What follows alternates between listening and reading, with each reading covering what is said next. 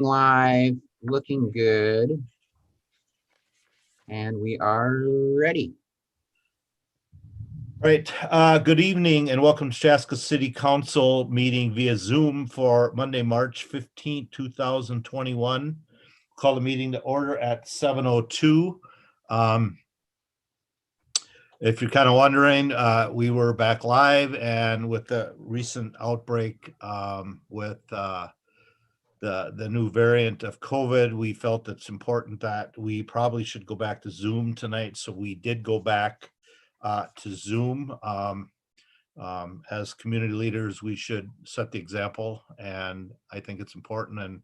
And certainly the other thing is we certainly don't want to have the council all get COVID.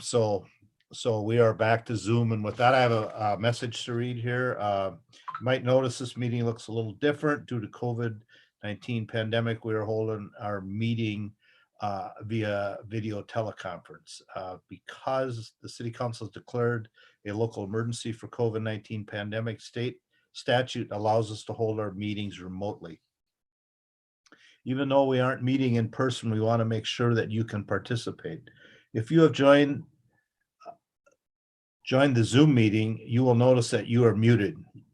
We have a moderator on a call who will unmute those who wish to speak during the public comment and portions of the meeting. Public comments will all be reserved for visitor presentations, public hearings, and special circumstances determined by the city council. Once we reach those parts of the agenda, I will ask if there are any public comments. If you wish to speak and have joined the meeting by computer or tablet, please click on participants on the bottom of your screen and then select raise your hand icon. If you wish to speak and have joined the meeting by phone, press *9 to raise your hand. Once your hand is raised, the moderator will announce your name or phone number and unmute your line. Please remember that public comment is provided at the discretion of the council and is meant to provide productive discourse on topics related to the city of Chaska. Speakers shall refrain from comment or behavior that is deemed disorderly, derogatory, obscene, or indecent, or off topic. Any person engaging in such speech or action may be muted or removed from the meeting.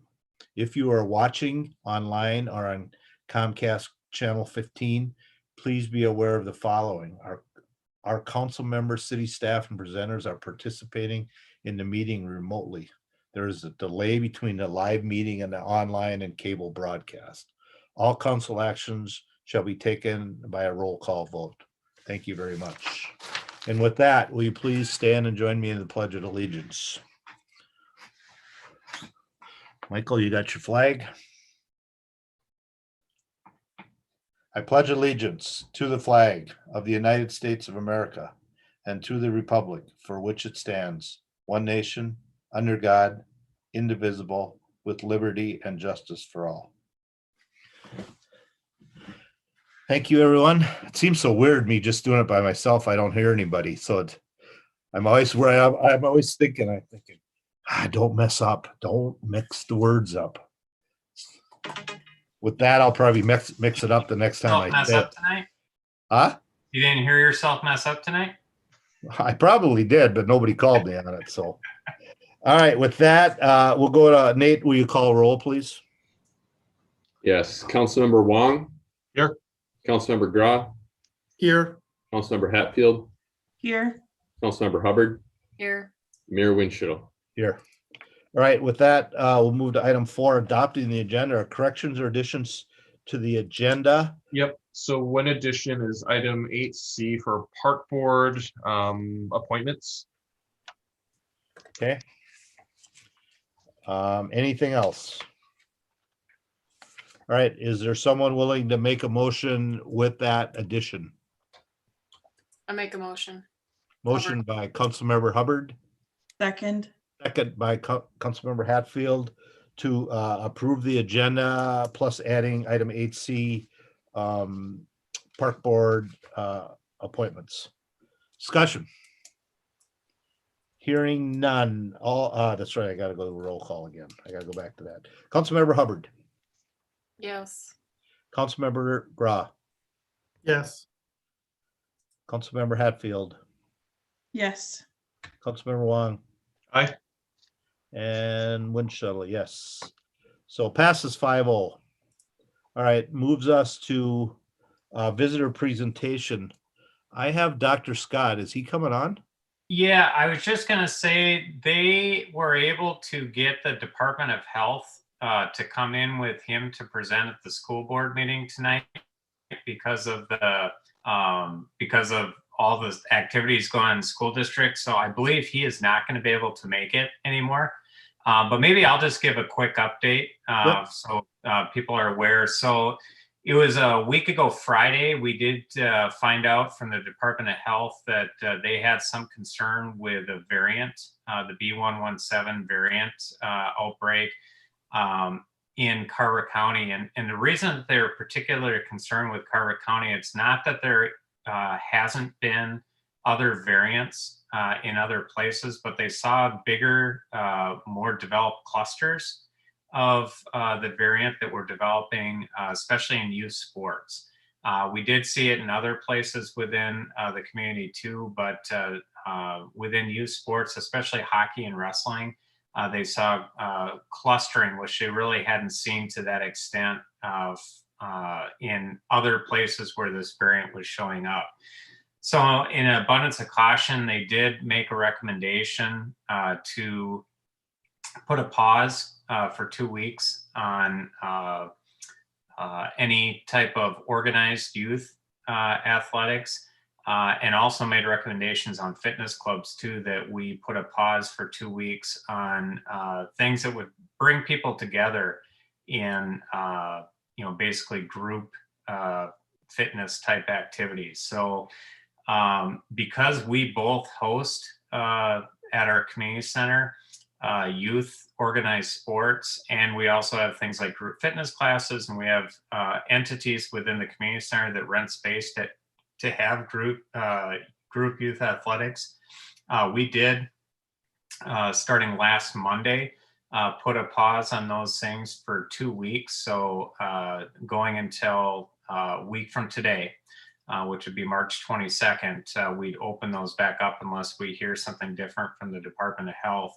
But really their intent with what they're trying to do is try to create some kind of a break in sort of this clustering for some time period, just to try to stop this clustering effect from happening, what they had been seeing here. So the school district also closed down their facilities to all youth athletics and extracurricular activities.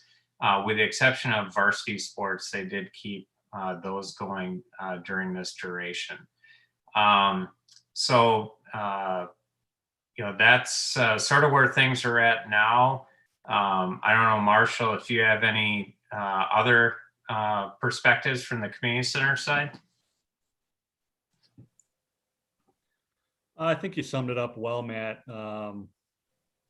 I think it's important to point out it actually was a strong recommendation coming from the Minnesota Department of Health. And, I think that was something we got put into sort of a predicament with our user groups. A strong recommendation versus a mandate.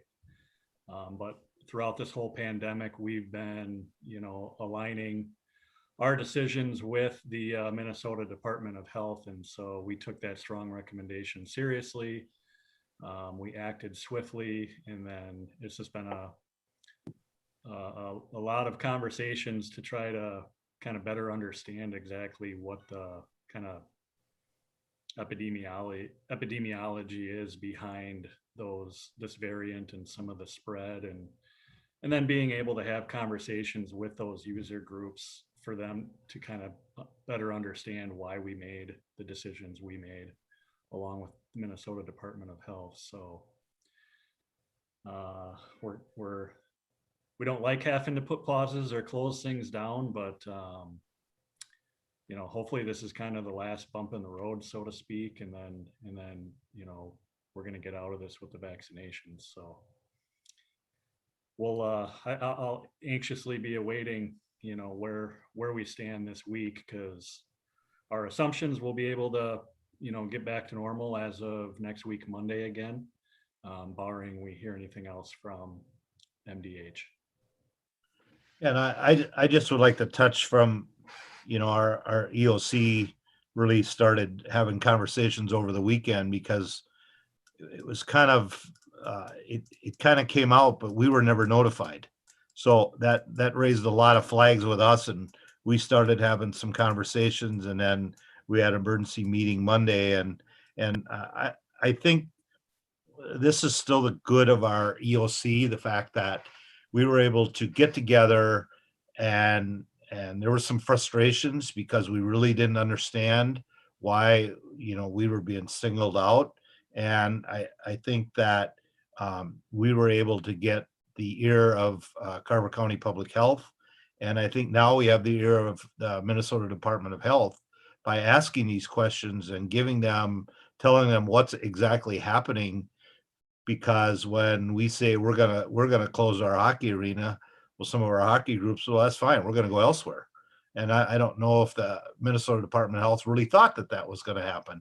And so really, what were we trying to accomplish? You're penalizing the cities that follow the recommendation, but that has been our goal. We have done that since a year ago. We have followed the direction of the governor, the Department of Health, and we kept saying that we really felt it should be a mandate if you really want this to take effect. But I think that, like I said, I know Matt's had numerous meetings with the Department of Health, and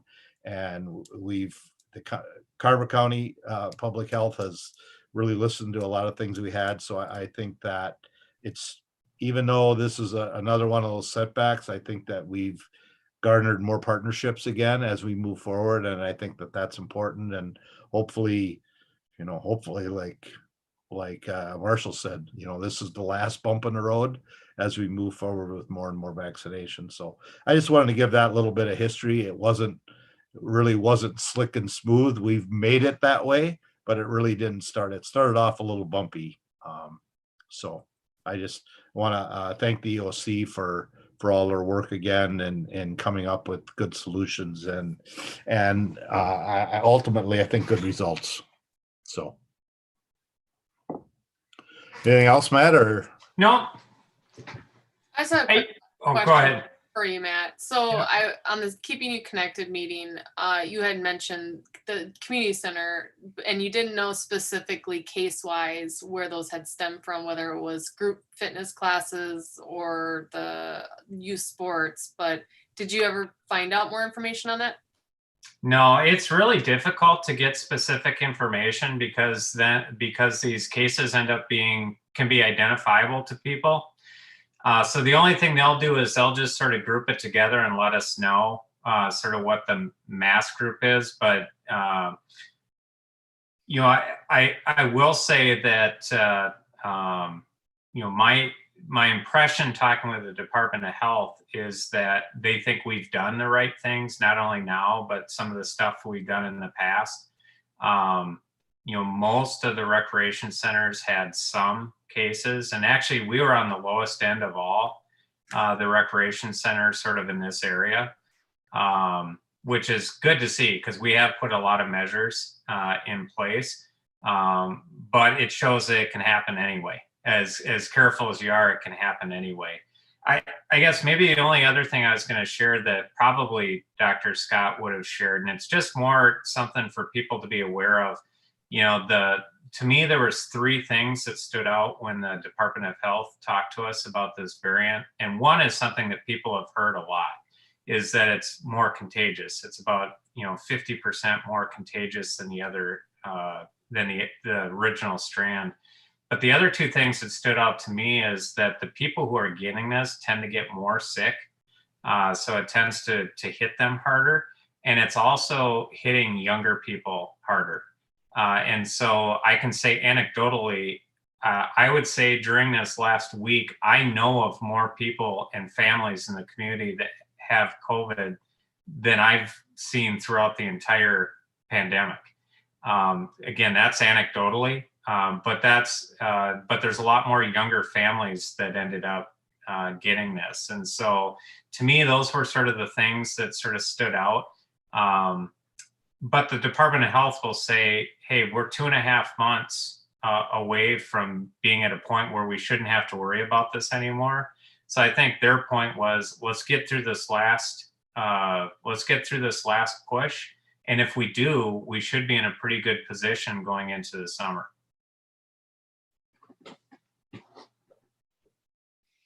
All right, any other questions for Matt?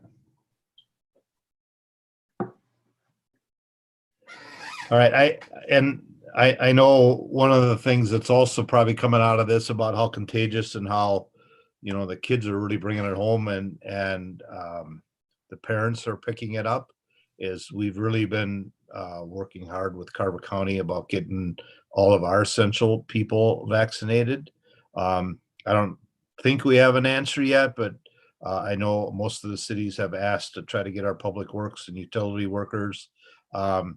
Obviously, we don't want to see what happened in Texas happen here, and I don't think we're anywhere near that. But think about if someone brought COVID into our municipal services building with all of our people under one roof, that could really create some issues. The county Well, we have a surrounding local agency tonight in a snowstorm that has 8 people out because of either COVID or exposure. So you can imagine on a snowstorm, losing 80 of your plow drivers is a big deal. And I heard it's 10, but it doesn't matter. It's a lot. Yep. So I think, again, this goes back to this relationship that we have and creating partnerships. And I think that, you know, hopefully we can get our utility guys and gals all hopefully vaccinated. You know, we're still working on that, but more to come on that. But I think that goes back to this new strain is so contagious that we got to really be careful, and they're really looking at our ask as we move forward. So, all right, anything else or questions for Matt? I see no one moving. Mike, is there anyone else under visitor presentation or on or here? No, there is no one else here. Okay. All right. We'll move past that. Yeah, and there is an actual, Matt kind of touched on it. There's a school board meeting tonight and Department of Health is there. Dr. Scott's there. They're really talking about, you know, why there's a lot of families that aren't happy with this decision to shut this down. And we all felt a lot of pressure was put on us here locally. And so the Department of Health has come out, and so instead of our 1.2 million viewers tonight, we might have 0.2 because 1 million are probably watching that school board meeting, trying to get all the answers for that. So we're going to be a little light tonight, but I'm sure we'll pull through on this one. So, all right. So that ends visitor presentation. We'll move us to item number 6, approving previous meeting minutes.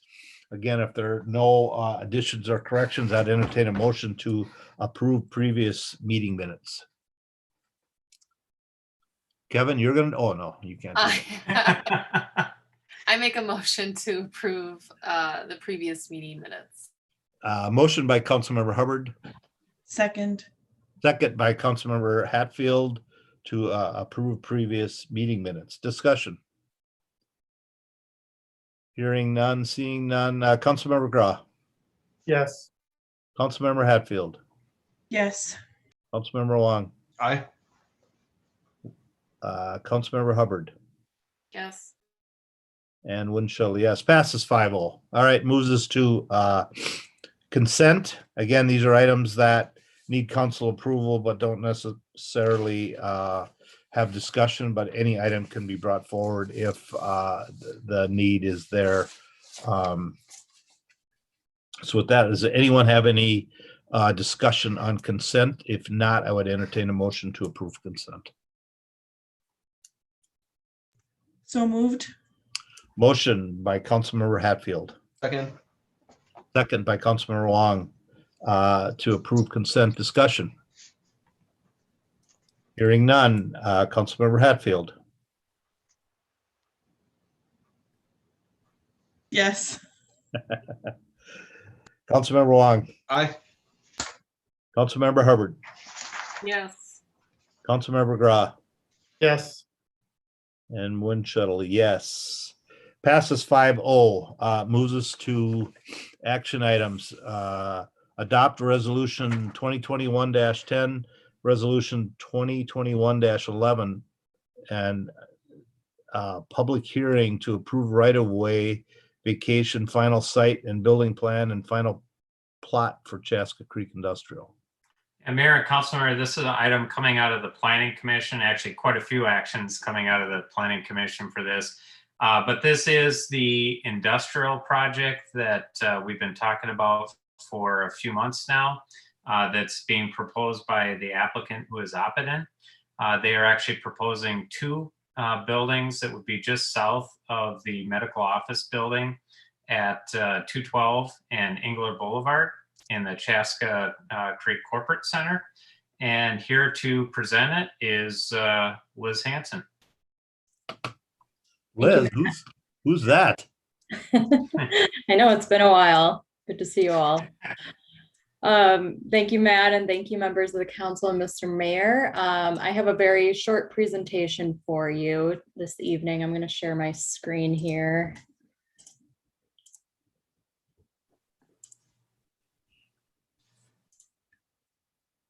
Can you all see that okay? Perfect, thank you.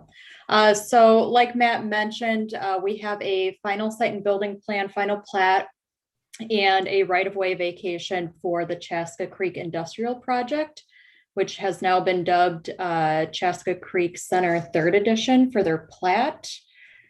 And like Matt stated, this is for the two industrial sites located in the Chaska Creek Business Park. I have them noted here on this aerial exhibit. So they're off of Chaska Creek Boulevard and Chaska Creek Way, just west of Highway 212, south of Engler Boulevard. Say real quick, can everybody see the stuff? Okay, never mind. I can't see it, but. Oh, good, thanks for clarifying or confirming. So the two sites that are receiving the final site and building plan and final plat approval are highlighted in white on this aerial exhibit.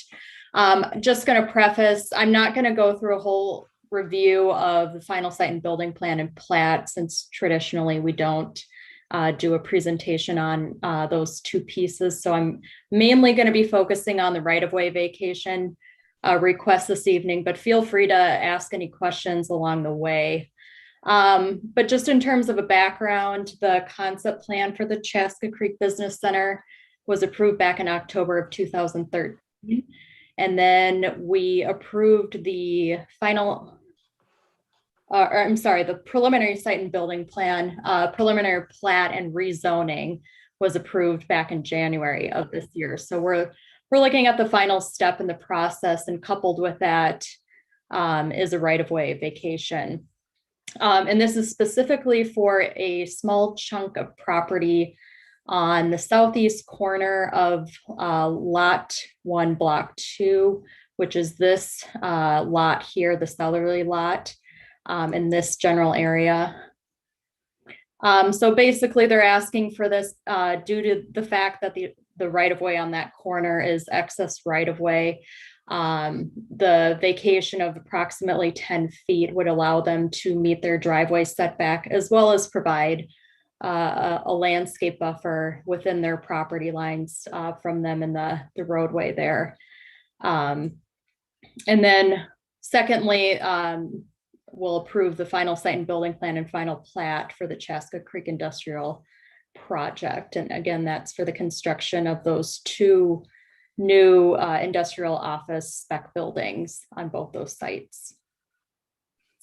So again, the right-of-way vacation is happening where this red circle is generally located.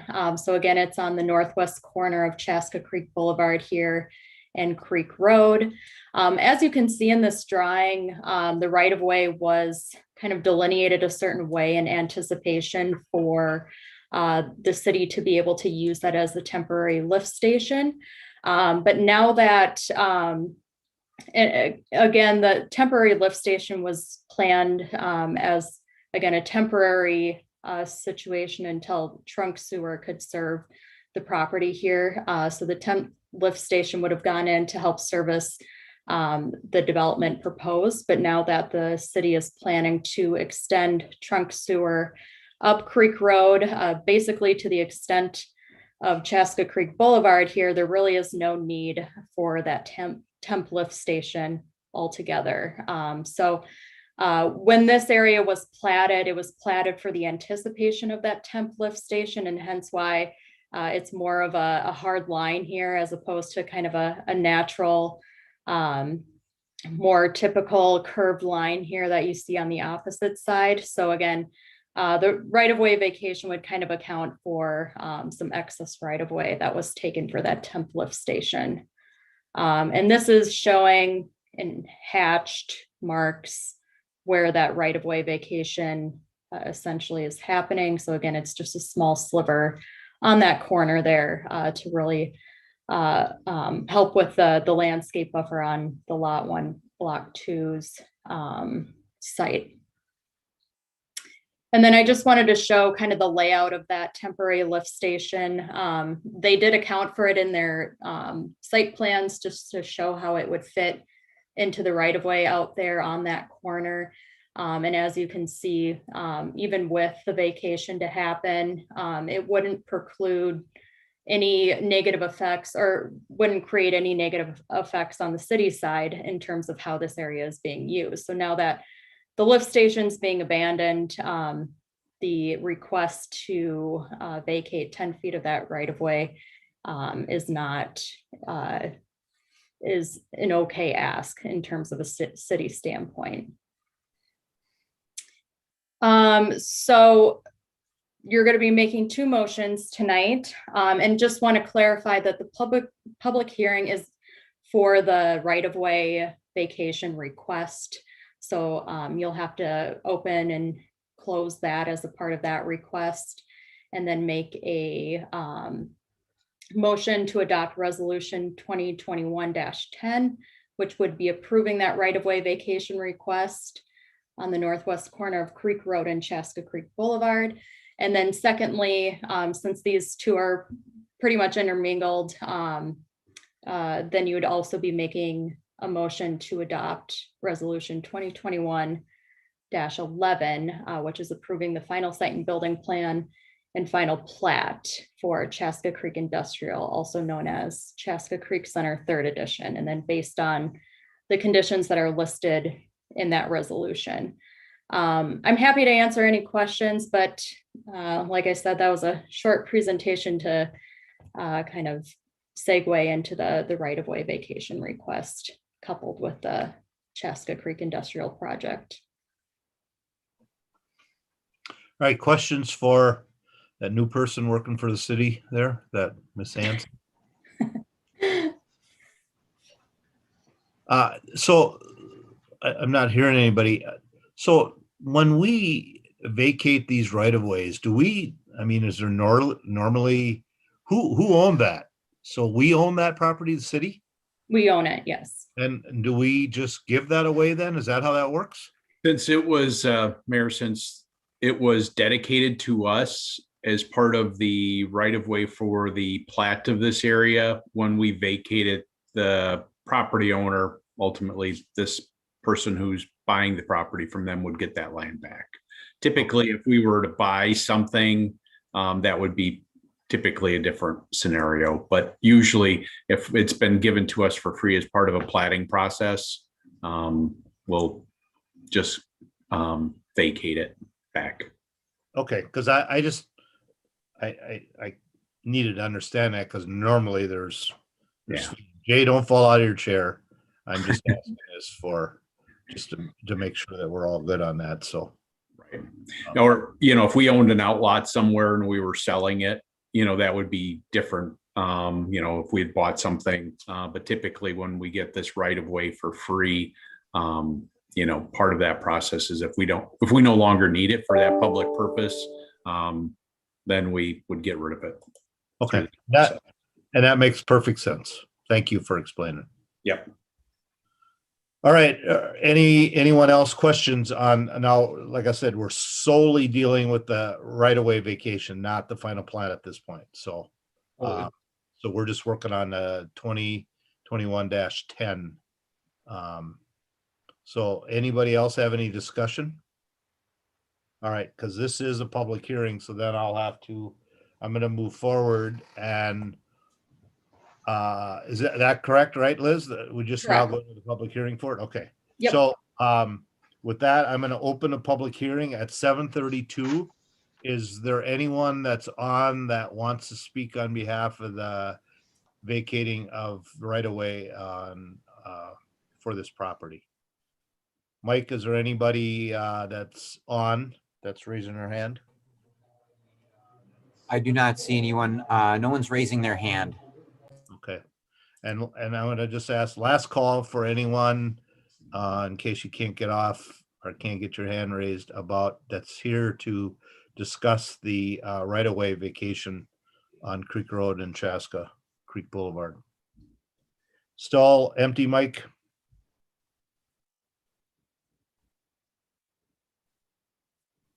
Mike Tudor? Everyone looks fine. Brady Busselman and Jay Moore. They're with the development. Yep, that's what I thought. I knew Jay was. Okay, Yeah, sorry, we don't have no more comments. Liz did a great job presenting. We're fine with it. okay, thank you. All right, I'm gonna go ahead and close the public hearing at 7:34. At this point, is there someone that's willing to make a motion to adopt resolution 2021 -10 approving the right-of-way vacation? So moved.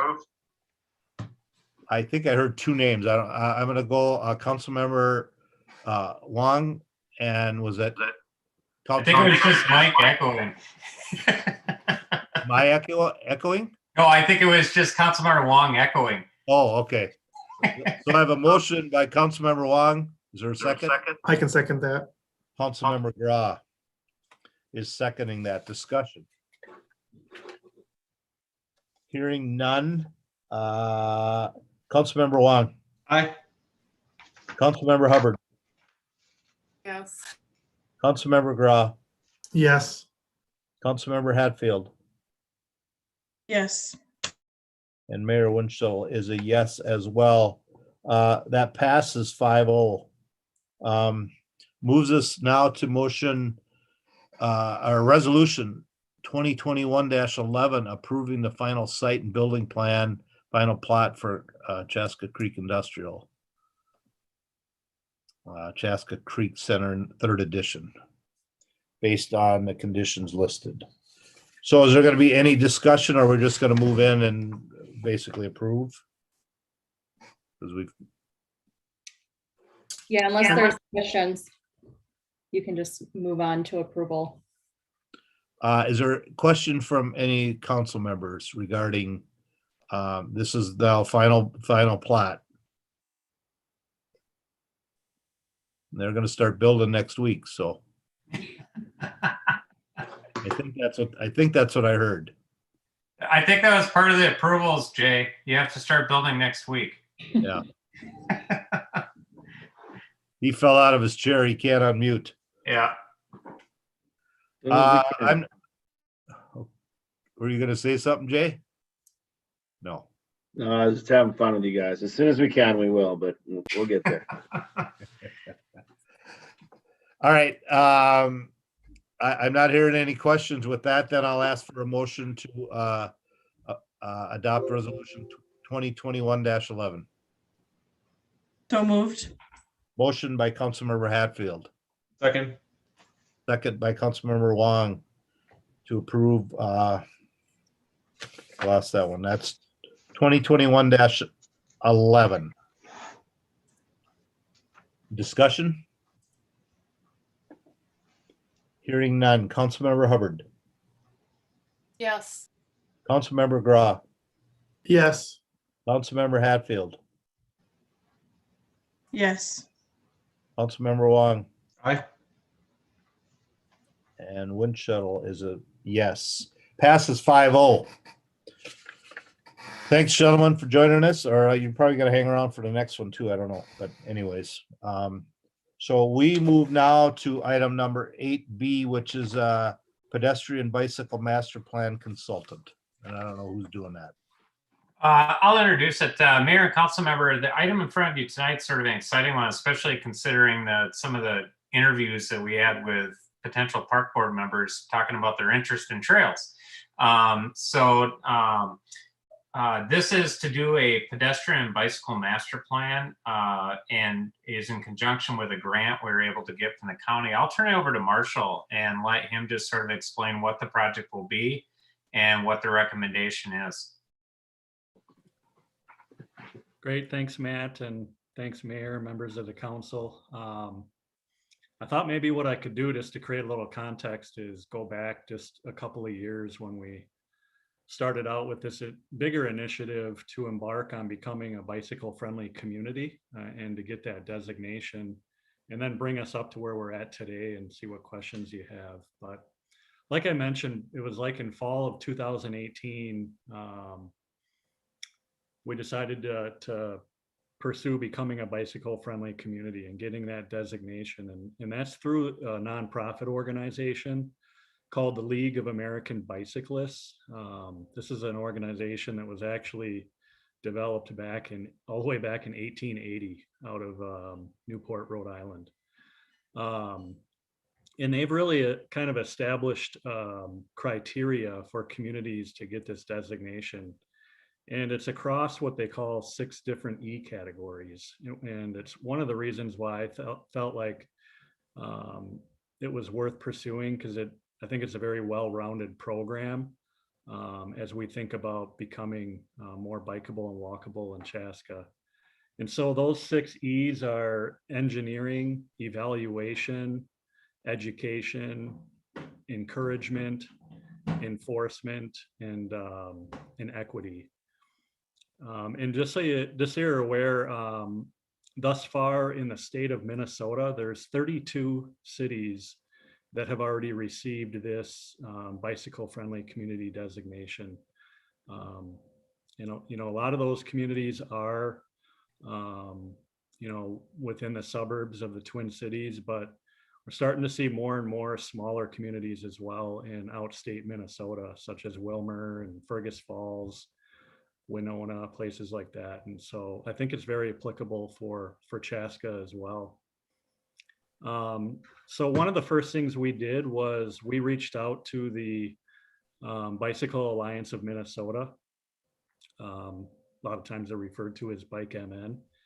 And we contracted with them to come and do an initial bicycle-friendly community assessment for Chaska because this organization has helped a lot of those other communities throughout Minnesota achieve this designation.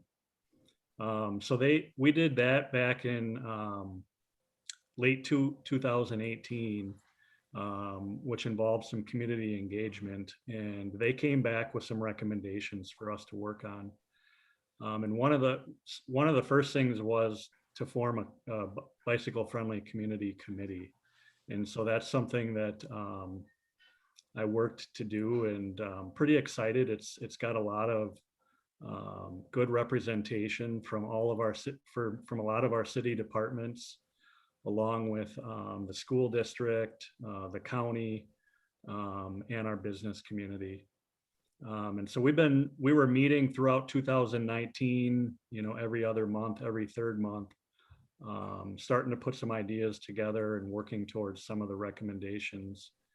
And one of the recommendations in there was for the city to develop a pedestrian and bicycle master plan. And we were actually in position to start that in early 2020, but then COVID hit, and like a lot of things, it got put on pause.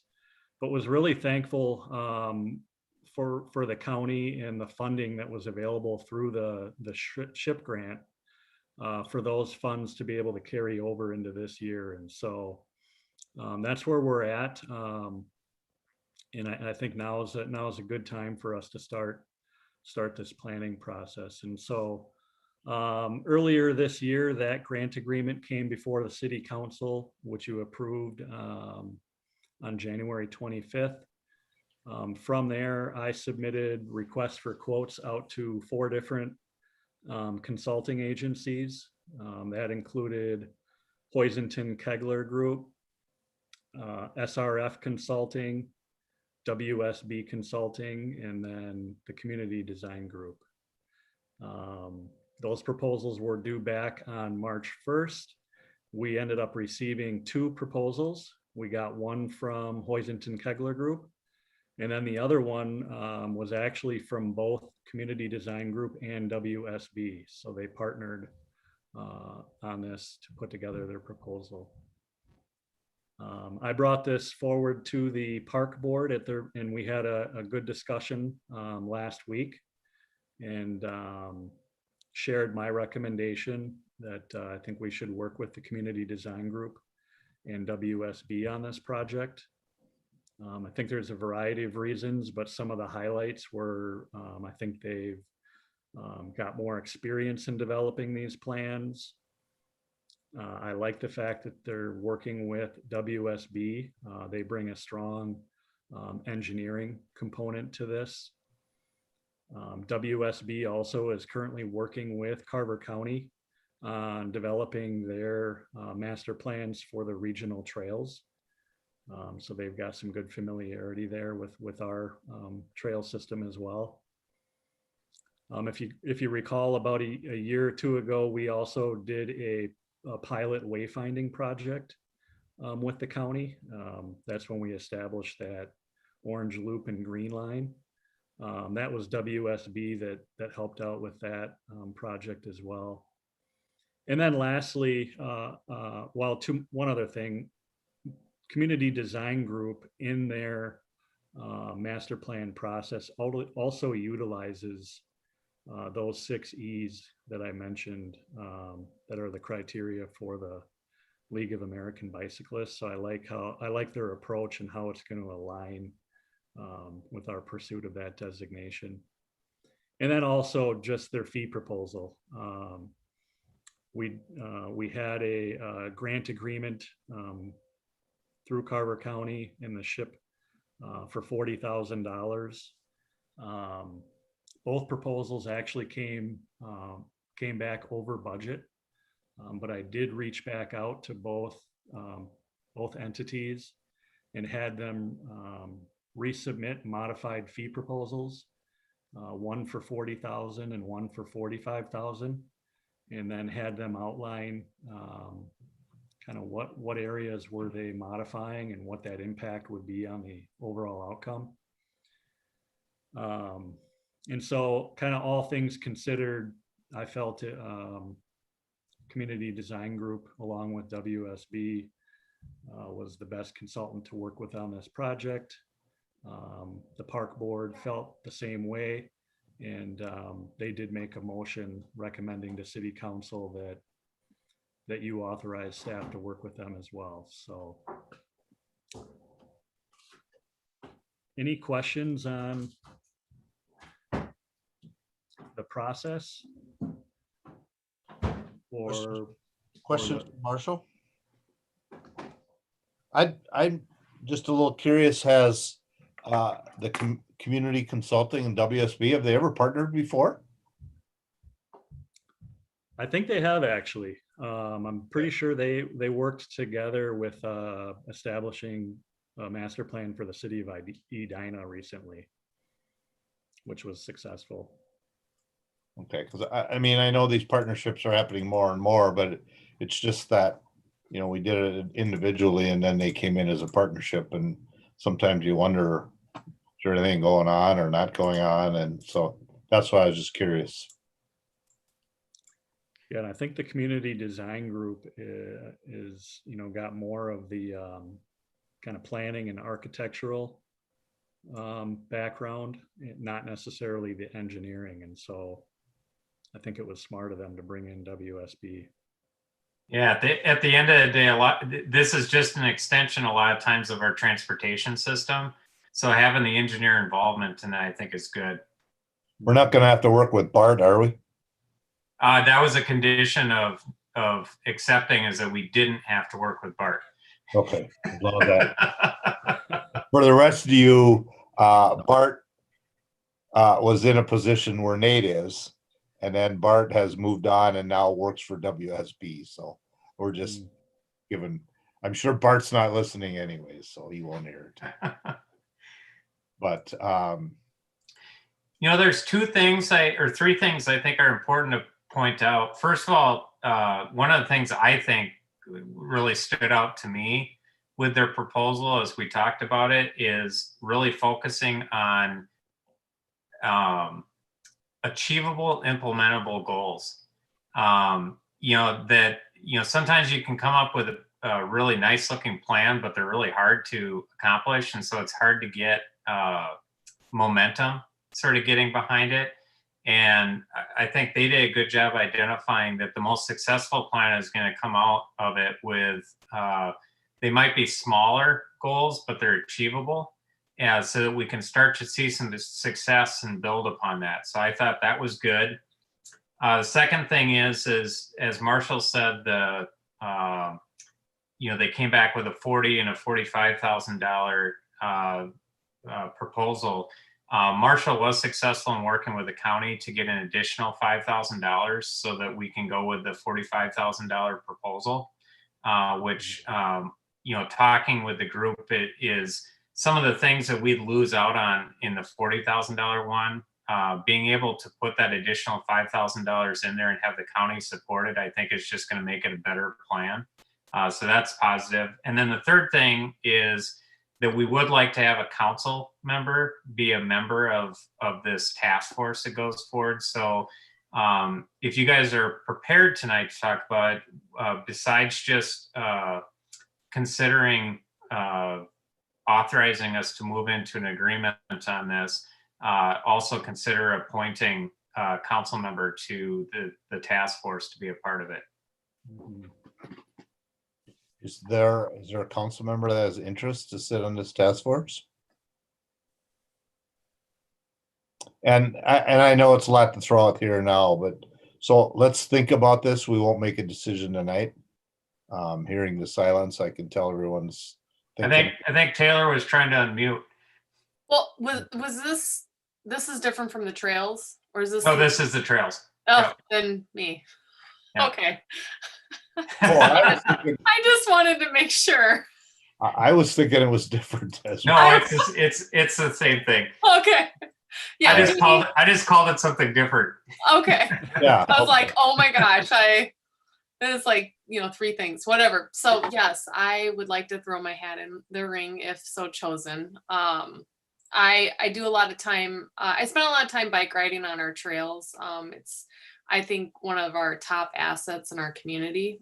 So I'd like to be a part of making that even better, if that's even possible, but I'm sure it is. So I would love to be a part of that.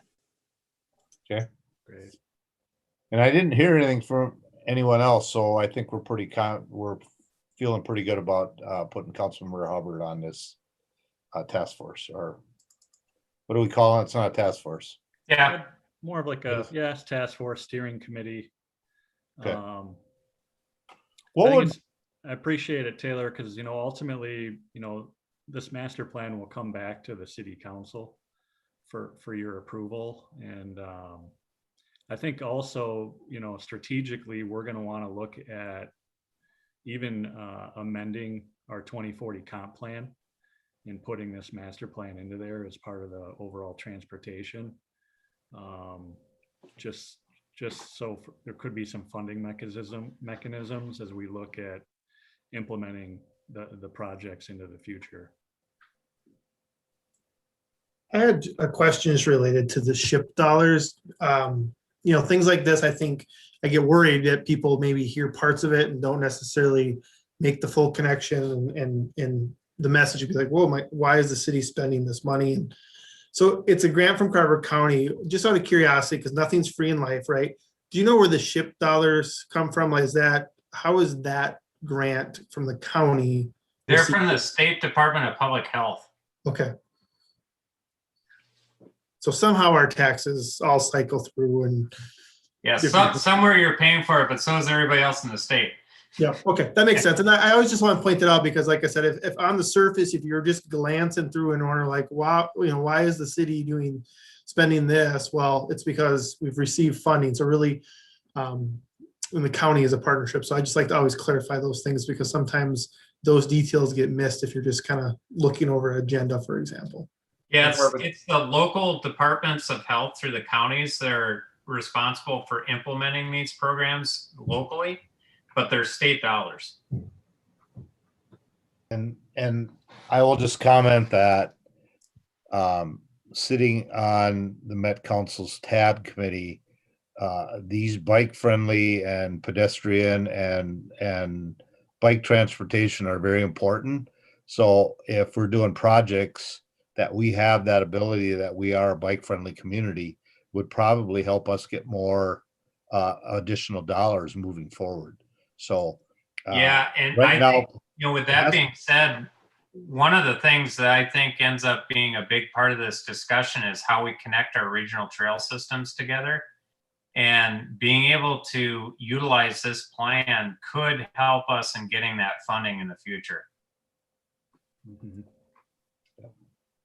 So, Marshall, what would be your first thing? And maybe it's not something you can say or not sure, but what would be the first thing that we would hope to get out of this to get moving forward on this? I mean, is it more signage, doing some connections? I mean, just if we had the answer, we wouldn't have to go through the process. Well, right, but it's still so broad. What's our big hope at this point? That's a good question. I mean, I think. You hear that, Matt? A good question. Yeah.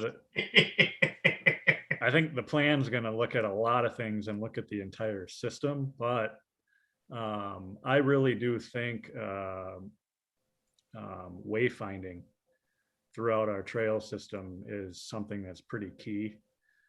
So I think establishing some of our key trails and routes that connect to points of interest and the regional trails, and then providing signage on those, because I've heard that a lot since I've gotten to Chaska. Everybody loves our trails, but you can get lost out on them. We do have like 70 miles worth of trails, and that was something that was pretty evident that came out of the pilot project we did too.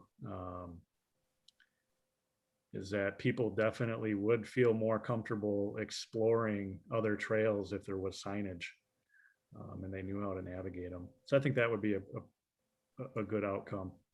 Okay. So quick question. So what have been some of the recommendations that, that I guess either one of these groups, candidate groups, had made to other cities that were implemented? And what were some like the bigger ones or smaller ones, the bigger costly things versus some of the smaller things that they recommended?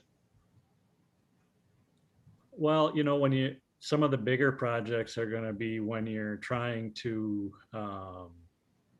fill in some of the gaps in your system. So actually creating some of the new trails, and whether or not you got to acquire easements or land and what that may look like. Looking another, I don't know if, I'm assuming it costs money over time. I don't know all the ins and outs in development, but creating like a complete streets policy, so, and then going forward, as you're doing new road construction or redevelopment, what are those biking and walking facilities as part of those plans, getting incorporated into them. So I think those are some of the things that these plans try to get at, so that we're planning for the future. Yeah, I just think of like a master plan of where trails and connections that is easily accessible is important, because sometimes we get a lot of questions when people get on a trail and it ends, right? And you know why? I mean, I think of the one that was just completed up in my area on Big Woods Boulevard, who comes to an abrupt end about a mile before another trail. And we've talked about that as a group here, and how the county has a plan to finish that road and finish that. But that raises a lot of questions right away. It's like, well, you know, probably a mile down the road is the Jonathan Carver Trail. I don't feel comfortable going now onto the road to go the rest of the route. So people just get confused when there isn't in question, like, is there really a plan of how we're going to incorporate that? So I think, you know, wayfinding, you know, future kind of trail development, so people kind of have an idea, and just the message that we're looking at it holistically, of making connections, and we're not just saying, you know, on a whim, like let's throw some concrete, you know, blacktop down and have a trail, I think is important. Because I like I said, that was probably the number one question when that trail opened up in my neighborhood was, well, why did it end where it ended? Because you're less than a mile away from a whole nother trail. It just seems like a hard stop point. Mhm. Yeah, I'll echo Councilmember Graw's sentiment in part of just the wayfinding and knowledge of the trail system. For so many years, I live in the upper part, you know, out of the river valley, kind of sticking to the trail system up there, knowing, you know, but being nervous to go downtown with the thought process of how am I going to get back up out of this river valley, right? And it wasn't really until this last year of knowing the trail system to know the best route to get back, without completely exhausting myself, to get up out of the river valley. And then, you know, you add people, the equity point of, you know, people just where they're at, in sense of, you know, if you have a kid that have behind you, you know, in the little, you know, Boco buggy bike system. And one neighborhood I hit, and it was the steepest incline ever. I don't know how I made it up, but I did, with my kid in the thing behind me, and I nearly died. But you know, and then I crossed over 212. I mean, that's how far up I was going. So like knowing what you're getting into is important. And I think that would really open up our community to kind of really utilize it to its fullest. So. Yeah, I was just going to add one other thing that just popped in my head. I think it was interesting, your conversation about why I do this pre-COVID. There's even more reason to do this now post-COVID, because I think I'm hopeful. I think, like, I look at it, you know, people found new activities to do, and biking was one of them, right? My kids became an age where we could go on bike paths and trails themselves, and they could make it. You know, so we were out and bought the trailer hitch and bought the bike rack, and, you know, and that type of thing. And I think those are I'm hopeful actually those are some of the things that stick around after the pandemic here, where people just have a greater connection to trails and nature and outside activities, which, you know, obviously makes this even more important now that we find ourselves hopefully towards the end of the pandemic here. Yeah, that's a great point. It definitely shone a spotlight on, you know, the interest level that people have for biking. And, you know, it was interesting when the pandemic first hit too, and, you know, only essential businesses were able to open. And pretty early on, I think, was it New York was one of the first cities that sort of went on lockdown, and the bike shops in New York advocated, and the state ultimately defined a bike shop as an essential business, just because so many people were biking, you know, and the transit downtown was all shut down. And so people were pulling their bikes out of the rafters to literally get to work, and, you know, needed some maintenance and mechanical help. So kind of interesting how that came about as well throughout the pandemic.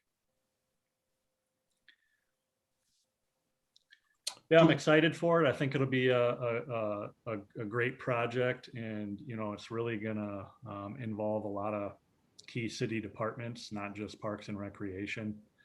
You know, planning and engineering and public works are going to be big components of this overall project. Yep, absolutely. I mean, biking has definitely picked up certainly in the last year, and I don't, I'm not sure it'll go away now. I think that people are going to utilize more and more, and hopefully, I do agree that the wayfinding and there are a lot of places that you can get lost in our trail system, and I think it scares people away, just for that fear, even more than coming back up the hill. But yeah, I think that wayfinding is important. That I do agree is probably should be one of our number one goals, is to get that figured out for people to navigate through the system, and to know where the rough, where you gotta, hike over the railroad tracks, or know that there's a mile stretch that's not finished yet, and just stuff like that would be very useful, especially for young families that are biking. Not so much for a marshal, but more so for younger families. Mhm. So, agreed.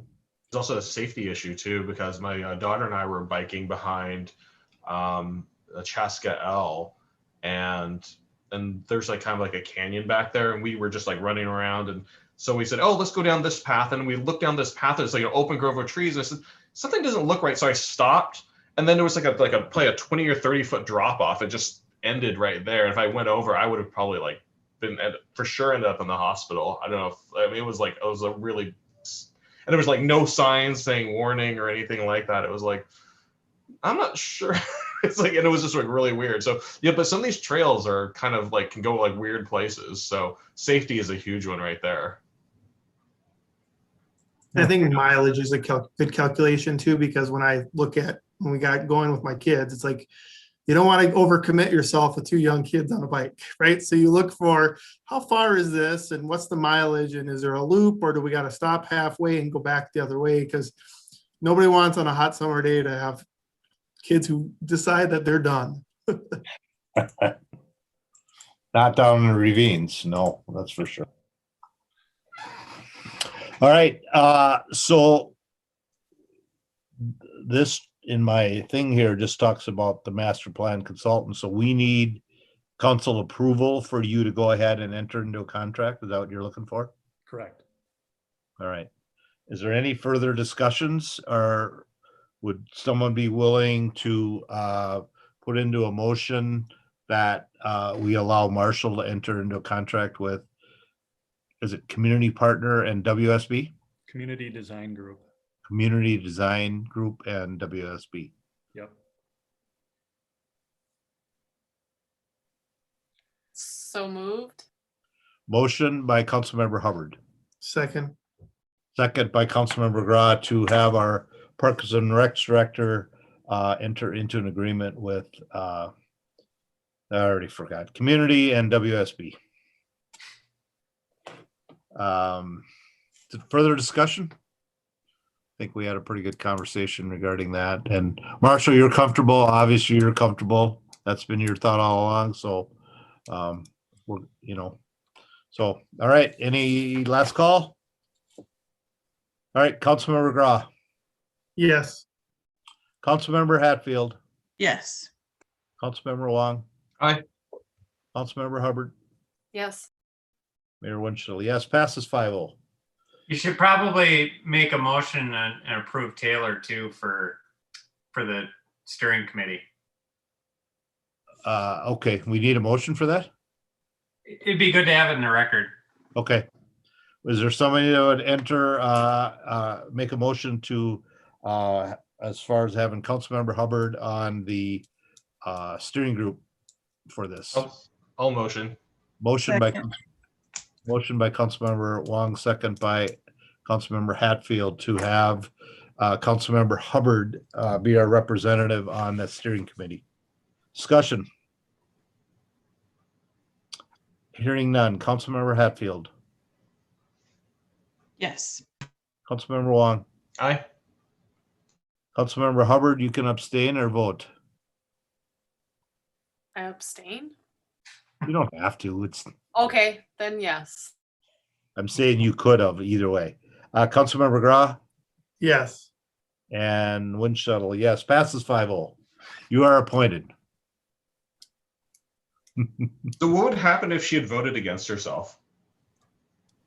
You still would have lost. You would have all been scratching your heads over it then. Okay, moving right along. We will move to 8C, and this is the appointing members to the park board. Matt, do you want to open this up? Yeah, Mayor and council members. So we did still have 3 positions that were open on the park board. We had 2 alternates and 1 regular position. We did have 3 people that we interviewed prior to this meeting tonight. If the council was to decide to appoint all 3, we'd recommend that you identify which one would be the park board member, full member. And then for the alternates, designate which one would be a first alternate, which one would be a second alternate, so we'd be able to keep track for voting purposes. If the council were to move forward with all 3 tonight, then we would have a full park board. I believe that the thought was that we were going to go ahead and make our appointments tonight. So I'm not sure if someone wants to make the motion and then what the position would be. I see a hand waving. I'll do it. Okay. Yep. So I'll make a motion that we appoint Donnell Haye as a park board member, with the first alternate being Carly Stitch and the second alternate being Thomas Massey. Okay. I was just looking up the names, but you had them all. Perfect. Way to go. Good job. All right. Is there any discussion on that? I'll second. Okay, so I have a motion by Councilmember Wong, second by Councilmember Hubbard. Again, that we have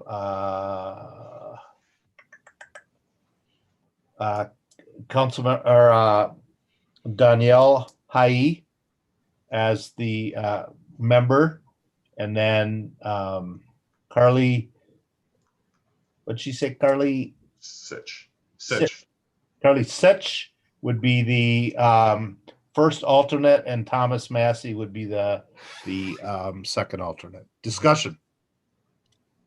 I think we had an opportunity to have that quick discussion after interviews, so I think we're all in agreement there. So hearing no discussion, Councilmember Wong. Aye. Councilmember Hubbard. Yes. Councilmember Grau. Yes. Councilmember Hatfield. Yes. Mayor Winchell, yes. Passes 5-0. All right, that's the end of. Yes, that's the end of our action items. Moves us on to bills. Anyone have anything on bills? Yeah, only a couple of things. I'll keep it quick. So on page 5, there's an item from glasses from CD Products that looks like it's for some wall mural. Where's the wall mural that's referenced in the item? It's if you're to come into City Hall where our new utility billing location is, it's sort of like a entrance sign that's sort of like a sticker on the wall. Oh, okay, got it. So it's just like, so it's part of the new construction that was done there. Yeah, okay. And it was part of the whole CARES package. Okay, cool. All right. Second item is that on page 30, there's an item from Travelers Indemnity, and that one's for a boiler and machinery. Now, if we purchased a boiler, why are we paying Travelers Indemnity? Yeah, so Travelers Indemnity is our insurance company. This is actually for the turbine generator that we own and we lease to the Minnesota Municipal Power Association. So we're responsible, we own it, we make all debt service payments on it, and we insure it, and then the agency reimburses us for that. Okay, so basically we're basically paying for it through insurance. Well, no, that's the insurance. This is the insurance policy. This is our premium. Oh, this is our premium for the policy. Got it. Okay. Got it. So this is okay. Got it. Okay, I thought this was actually for the boiler or the boiler itself, I guess. No, it's a boiler and machinery policy. Boiler machinery policy. Gotcha. Yeah. Okay. And then the only other thing I had a question about was there was an item for, well, it was, so there was, so I haven't seen anything about the CARES repayments with relation to some of the, like the work that we did with the community center, or I haven't seen any of the reimbursements come back. So have we gotten money back for that? Or So we didn't start any of the projects until we actually received all the dollars. Oh, okay, got it. So we actually paid cash for everything. Okay. So even like the city hall one, I thought we had to start by a certain date in order to be. We had to end by a certain date. Okay. So all the improvements we had to end by November 15th. And that's what made it so challenging, is because the state held on to the dollars until about July, right around the 4th of July. And so we didn't want to start anything until we got those dollars. Okay. So we got them and then we started the project. Gotcha. So that's why we didn't see a reimbursement, because we already had the money in hand. Yep. Okay. Great. But we had all of the projects that we needed to get done. All of the planning was done. We had everything done so that when the money came, it was go time. Yeah. So pretty much just get right up and just work right up to that. Okay, this is all we can do without actually having the money in hand. We had to do some investment, but then from there, Well, we actually got reimbursed for the plans. Right. So that was the only risk we took in it, but everything else was paid once we actually got the money. Okay, good. So it sounds pretty fiscally responsible there, which is good. Awesome. That's all I've got. Okay. All right. Anyone else? I just had one, and it's perfect that Marshall joined us tonight for it. It's not about cost, it's just more about curiosity. Dog waste bags for parks. I know we discussed with the dog park about providing that and the cost. I'm just more curious on, are they being used, and what the usage rate is what we would expect, and well worth the cost kind of perspective now that we're 2 years into that. That's about right? Yeah, this is, Marshall, you can answer if you can, but I'm assuming this is probably a better question for Brian. Probably, yeah. He does the ordering and restocking of those, but we can ask the question though and see what's been the usage and see, is that something that we've seen used? Because I do know, Jonathan's done it for years, and I think they have really good usage of that. So I do think people use them when they're there, but we can talk to them and ask them the question. Yeah, that'd be interesting. You can just follow up with an email. It's just more curiosity, because we discussed that, a little bit when we were planning that, and it's a cost, right? But the reward and the benefit, if used, outweighs probably the minimal cost of it. Social cost is worse if we don't do it. Exactly, right? Exactly. So I was just more curious because it jumped out to me as it was a discussion point back in the day in that plan process. So I'd be just curious. Yeah, we can find out. I can attest that I'm a frequent user of the Jonathan system. It's about one bag per walk is the rate that I'm on. Yeah. You can't make it home before you go? I didn't mean me personally, Matt. I was going to ask that question for you or the dog. Hey, I do what I got to do. All right. Well, at least you're picking it up. That's the important part. All right, that's all I had. Thank you. Anyone else on a bill? I have one. It's just more of a curiosity question. On page 9, there's like 2 invoices. One is kind of keyed, take apart squad 1162. Do we take apart squad cars and put them back together, or? Yeah, so if the squad's at the end of its life, we will take it apart and take some of the parts, and we can rebuild in another car if they're still good. We used to build all of our squads where we would just get the car and we'd actually build the actual squad itself. It just got cost prohibitive to do that because it took so much time from our our maintenance staff, but they are capable of taking apart and basically building a squad from just the car itself. That's interesting. Thanks. Yeah. Are you asking about your car, maybe? I'm good. But and depending how you listen to that, I mean, it's basically I mean, that's putting in the radios and the light bars and all of that equipment, the cages and the special back seats, and that's what. So when they get rid of a vehicle, a lot of that's interchangeable and can go right back into the next squad. So when he says take apart, I mean, you could look at it as thinking, oh, I don't get that, but no, we don't take the doors off and the trunk lids off and stuff like that, but it's more of the equipment within the vehicle. Yeah. So Stuff that's like why the you see it sirens. Yeah. same place, because they take it out of one and put it in the other one. So I wouldn't mind them putting a cage in mine to keep my kid after we're there to stop from trying to crawl into the front seat with his, muddy boots and stuff. But how about those twins? All right. Anyone else on a bill? All right. Is there anyone that would make a motion to pay the bills? So move. Motion by Councilmember Wong, Second. second by Councilmember Hatfield. Discussion. I'll get back to my other page here. Hearing none. Nate, I'll let you call this one out. Or do you want me to do it? I can. I'm unmuted. I'm ready to go. You go. All right. Councilmember Wong, Aye.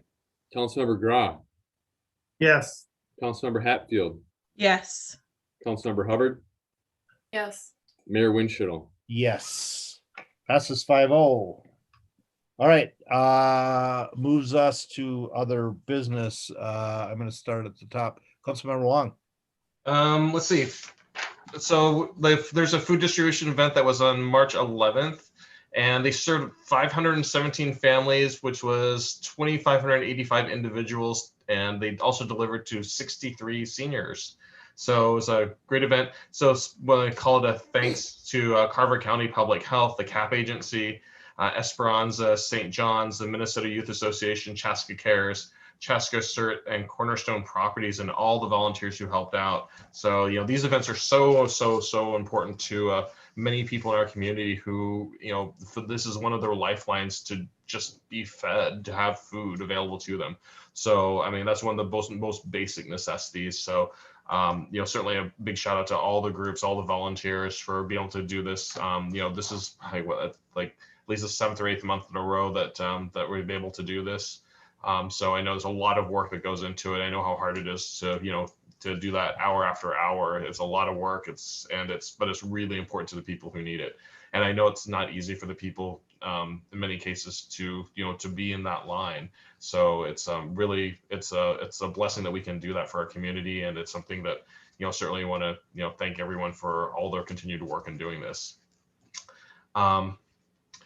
In terms of just a couple points for Southwest Transit, one thing I just want to share was kind of cool is that Southwest Transit is actually applying for an autonomous vehicle grant from the U.S. Department of Energy.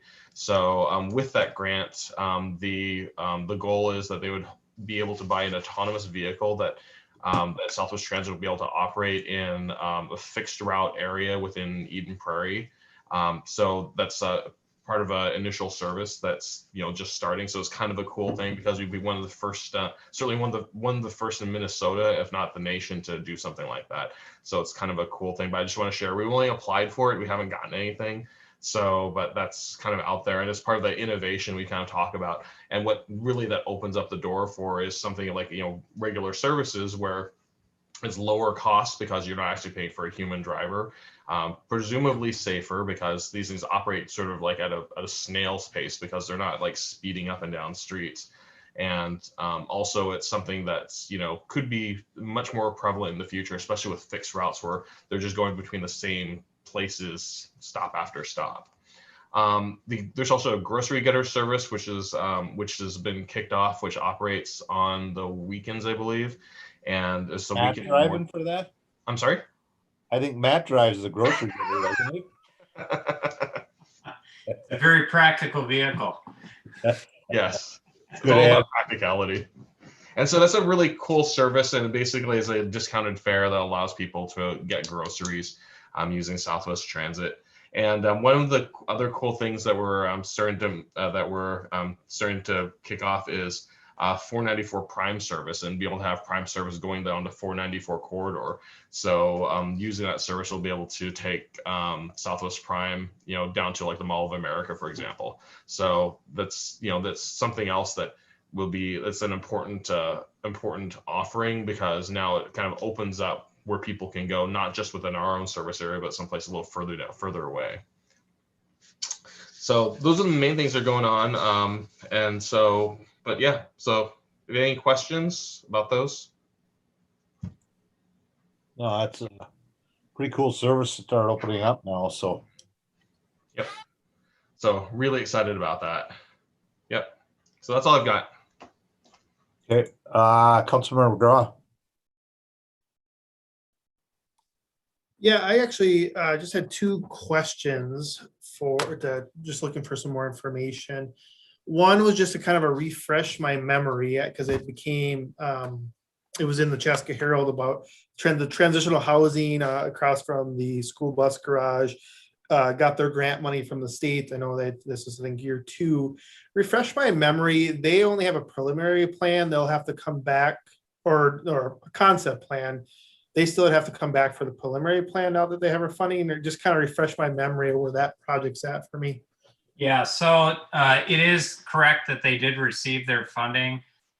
We had gone through and they did receive concept plan approval, but would still need to come through and get preliminary, which would include rezoning of the site and final approval as well.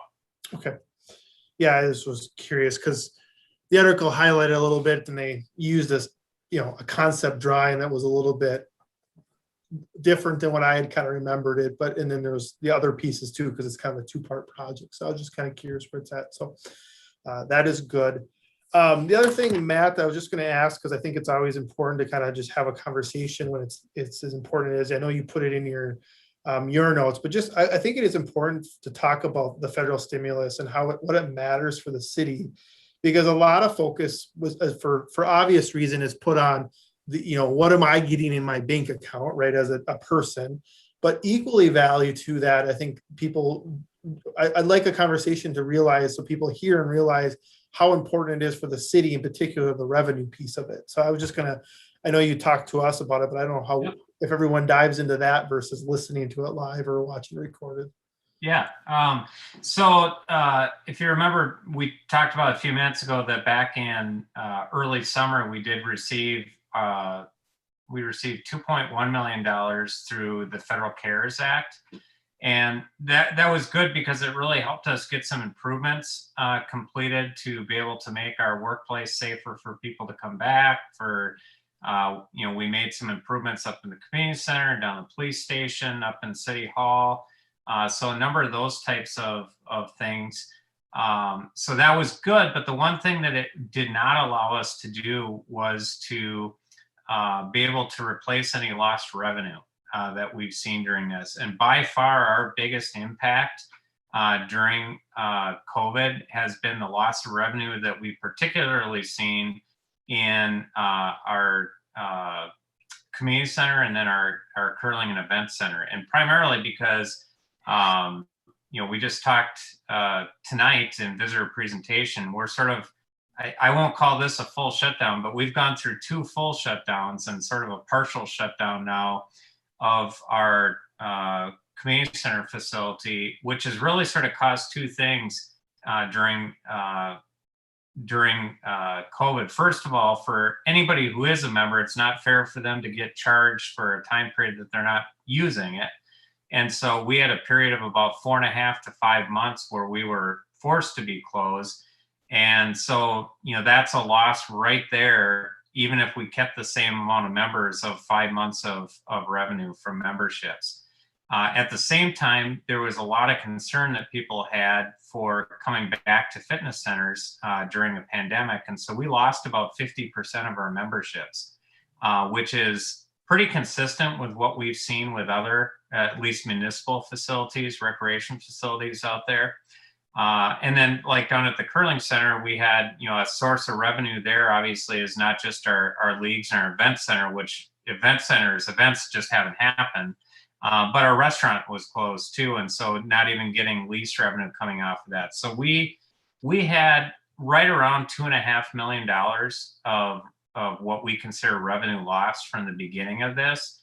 And under the, even though the final amount hasn't been determined yet, it's looking that we're going to get just a little over $3 million in aid coming back, which will be able to be used for revenue loss, which allows us to really start to try to make ourselves whole. Now, there's going to be, I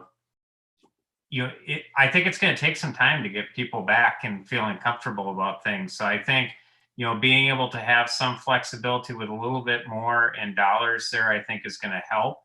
But that's the biggest issue for us is revenue loss. And so this was a big deal to us to be able to get that, especially in an aging facility like the community center, where we have to keep on reinvesting back into that, regardless if we have people coming in and using it or not. Good. I appreciate that. Because like I said, I think a lot of the focus in the news is really just about kind of the check that, if you're eligible or not, or how much, but I just wanted to get it kind of in the video because it just really make a matter for other ways of taxes and budgets when we come to budgetary time and everything like that. So I appreciate that conversation because sometimes that level of information is just kind of lost because people don't see it as a direct connection, but it clearly impacts them and as it impacts the city. So thank you for sharing, and that is all I have. Sure. Thank you.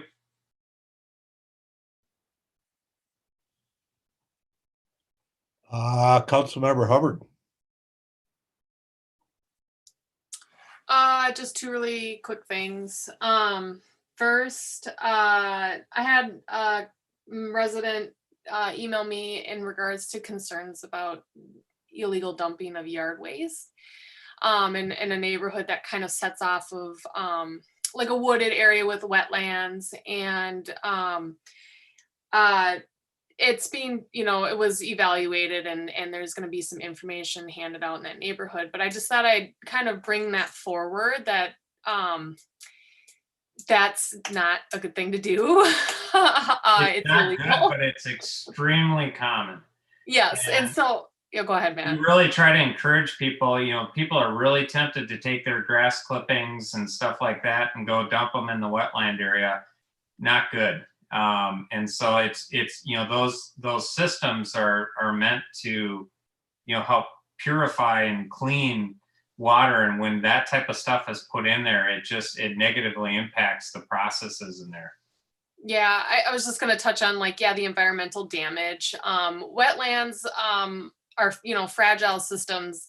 When people take care of their yard, there are certain things, maybe chemicals that they're using to kind of keep their grass clean or keep pesticides, keep bugs out, and things along those lines. You put those into a wetland setting and you really could disrupt like an ecosystem. So I just feel like it's really important to kind of just put that out there and put that public. Also just say, there are a lot of, I know that Carver County doesn't take, the recycling center doesn't take yard waste anymore, but I feel like there are a lot of opportunities to dispose of your yard waste properly. I mean, there are private places. You can look on Carver County's website for a list of disposal places that will take waste. There are probably your garbage hauler will do it. If you call them as an added service, like a one-time fee, it's pretty inexpensive. And then also obviously we're really early and it's snowing still, but the city will have, I'm assuming, a spring date, probably sometime April or May or something along those lines for dropping off yard waste. Huh? First weekend in May. So yeah, I wanted to kind of put that forward, just that I think that's just really important, just to not damage our natural resources in our community, and dispose of that properly. And then just the other kind of PSA I want to just mention is just hear the complaints again. I feel like I'm one of those people, it kind of always sounds the alarm on speeding. I'm not saying that I might perpetrate it every so often, but really just taking time to slow down. I know that, well, outside of today, road conditions have vastly improved with the warm weather and the snow and the ice melting off the roads. But I heard of a really bad crash that closed down 41 this weekend. And then I was watching the news, and at first I thought it was talking about it, but it was in a different community of a teenager dying in a horrific car crash that just kind of coincided with that same evening, but just in a different community. And I just think, what a tragedy that can definitely be averted if everyone just kind of takes their time and slows down and pays attention to what they're doing. So I just wanted to put that out there as well. And that's what I've got for this evening.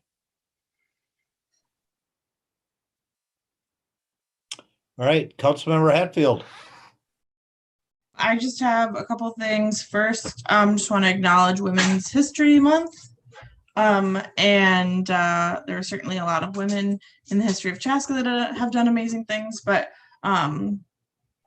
we've had a lot of fun in my full-time job highlighting different women every day. So I encourage everyone to just kind of look at the meaning behind Women's History Month.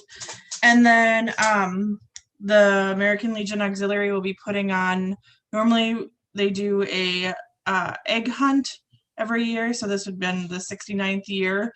We didn't get to do it last year with the 68th year.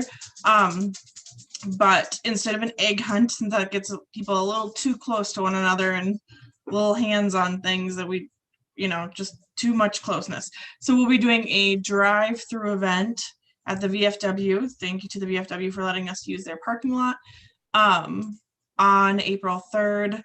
From 10 to 11:30 is the time frame, but it'll be just the first.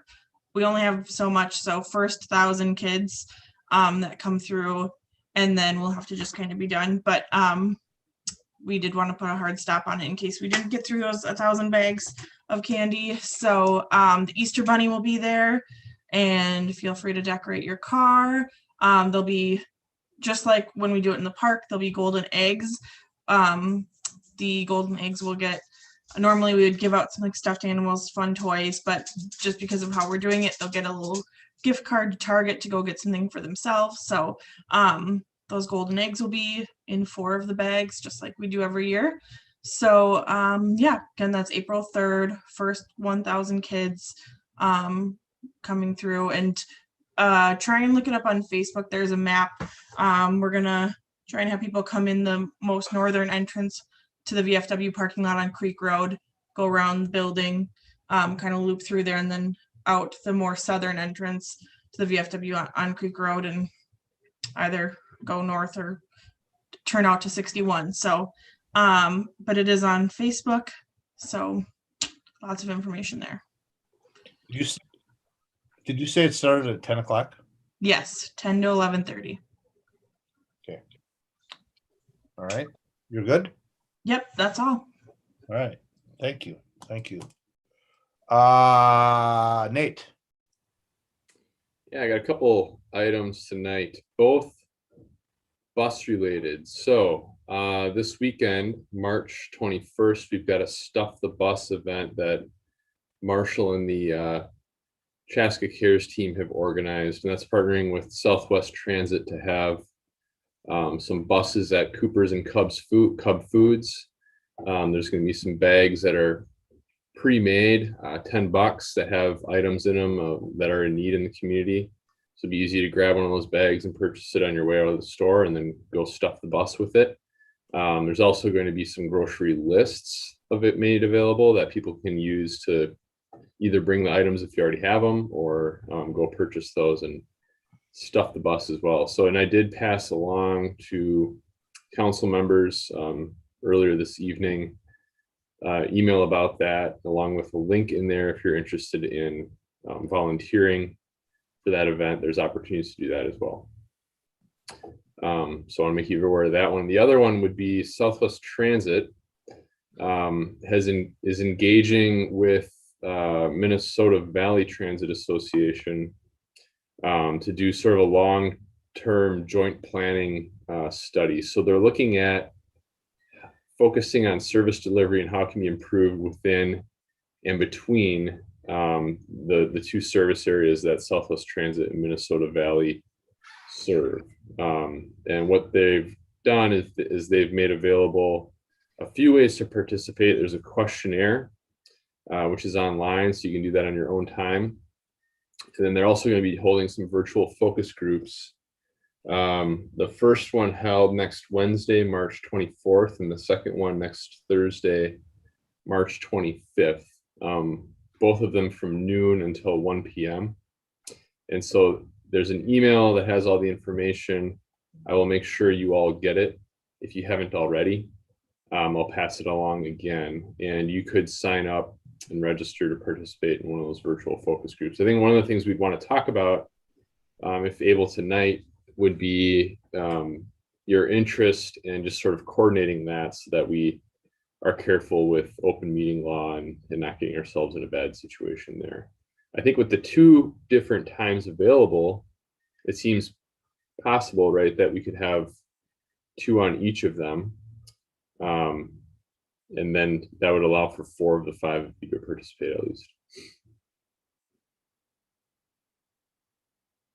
So you'd be looking to see if someone's interested in being part of these. I believe it's what is it, an hour long? They're an hour long, yeah, noon to 1. The first one is Wednesday, March 24th, and the second Thursday, March 25th. So if everyone's interested, I think it would be possible that you could have 2 of you on next Wednesday and then 2 of you participate next Thursday, if the desire and the availability exists there. I think what we want to avoid though is making sure we don't have 3 of you log on to a single meeting. So you have an open meeting law situation. I'm just looking at calendar here. Is anybody? I can't on either of those times, so you guys are probably fine. Okay. Is this something that would be recorded and then you could just kind of view later? That's what I was kind of wondering too. Well, I think the intent, and that may be possible, but I think the intention behind this is to get feedback from people with it being a focus group. I think it's that two-way dialogue that they're after there. Yeah, it's going to be one of those workshops that they're trying to get feedback to at least look at long range planning. So it's kind of an open feedback. It's more of a information collection sort of session. Matt and I have both talked, and we're intending to join one of them. So there will be representation from the city. Mm-hmm. We just want to make sure that we don't end up with more than 2 people on each call. Right. Yeah. So I was going to say, if people got conflicts, that's what we're looking for right now. Yeah. And then, who's ever remaining, we just got to make sure we don't get caught in that having 3 on at one time. So, Michaela, you said both dates are no good for you, and it sounds like Taylor, that's a conflict for you as well. Not necessarily at this point, but I just was more curious if it's something I can review later. Again, this, we probably don't have to immediately tonight, but maybe if you could get back to Matt before this coming Wednesday, so that we can get it coordinated, that he can put it together and go that route. If you're not able to attend but want to provide feedback, I'll let Len know and see if there's maybe another mechanism or another date to be set up or something. Because you can provide. They do have just a comment. Yeah, you can do it. You can do an online survey. Yeah. If you have comments to be made. So they've given you. There's 2, really two videos, and then the online. So I don't know if it's be recorded or not with that. I don't know. Nate, probably the best thing would be is if you just forwarded that email out to everybody. Yep. And then just let either me or Nate know if you plan on joining one of those 2 sessions. And if there ends up being more than 2 on one, we'll let you know. That makes sense. Just jumping back to the stuff, the bus, do we have that same concern? I'm looking at the Sign Up Genius now. Do we have the same concern that we don't, if we all, we're all there at the 2 o'clock at Cub Foods or Cooper's, is that the same type of issue or concern? Yeah, I would say let us know if you're going to attend that. and what time you plan on being there. And we'll just let everybody know so that you're just aware, so more than 2 people aren't there at a time. Right. Okay, perfect. All right, like I say, we definitely want to get as much representation. I'm not sure how many people are going to be on it, if we're even going to be able to get, but it'd be good to be there and represented the best as we can. So, all right, Nate, you're good? I'm good. That's all I got. Mike Tudor, you got anything?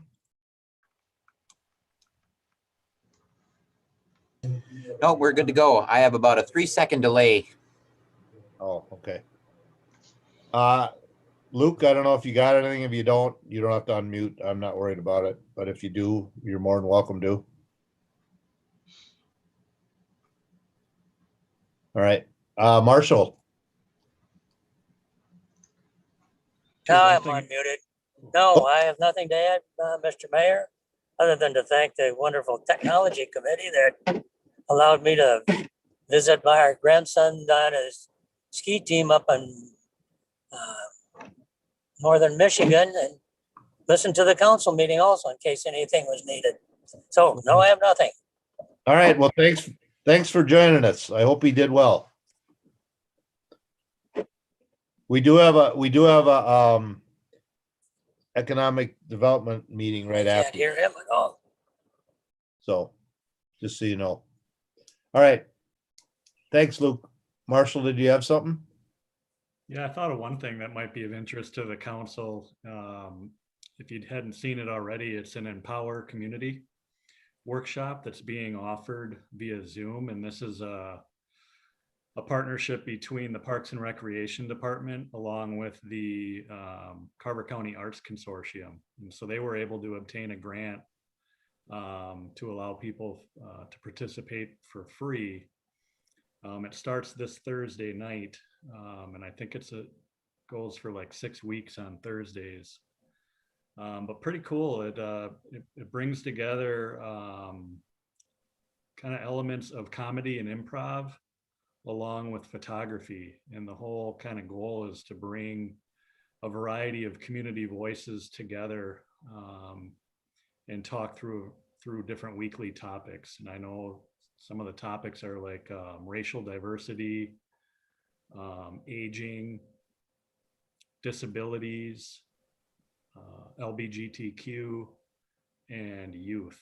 And then every week there's like a different photography theme that goes with it. And then my understanding is there'll be like a community art kind of project that comes together at the end of it all that they intend on displaying throughout the community in the county at a variety of events they have. So some information's on our website if you'd like to sign up for that. The only other thing I'd say is have a lucky day on Wednesday. Oh, that's St. Patty's Day. Right? Yep. Okay, thanks. Matt. Just a reminder that we will not have a meeting on March 29th. Our next meeting will be on April 5th. And if all goes well, we'll be back at the event center. Right, and you'll let us all know, so. Yep. Hey, I do have a clarifying question on what that feedback sessions. Unless I'm looking at it wrong, which could be true, I don't think the dates match the dates. Like Wednesday, March 23rd. Did I miss that? We talked about that? No, you didn't miss it. We noticed that too when we were looking at it. We'll get some clarification on that and see when that's intended, but we noticed that too. I thought maybe I was looking at my April calendar. This is like, is it the 23rd or is it Wednesday? Well, one of those days is right because it would be both. So we know that, right? Because if it was, because there's overlap, but we should get clarification so I can fit that into the schedule. I looked at it too before I sent Nate that email and I kept looking at it and I going, am I looking at the wrong calendar? So, yeah. But Nate said Wednesday, March 24th and Thursday, March 25th, which would line up. So I don't know if he checked. Nate, are you still with us or not?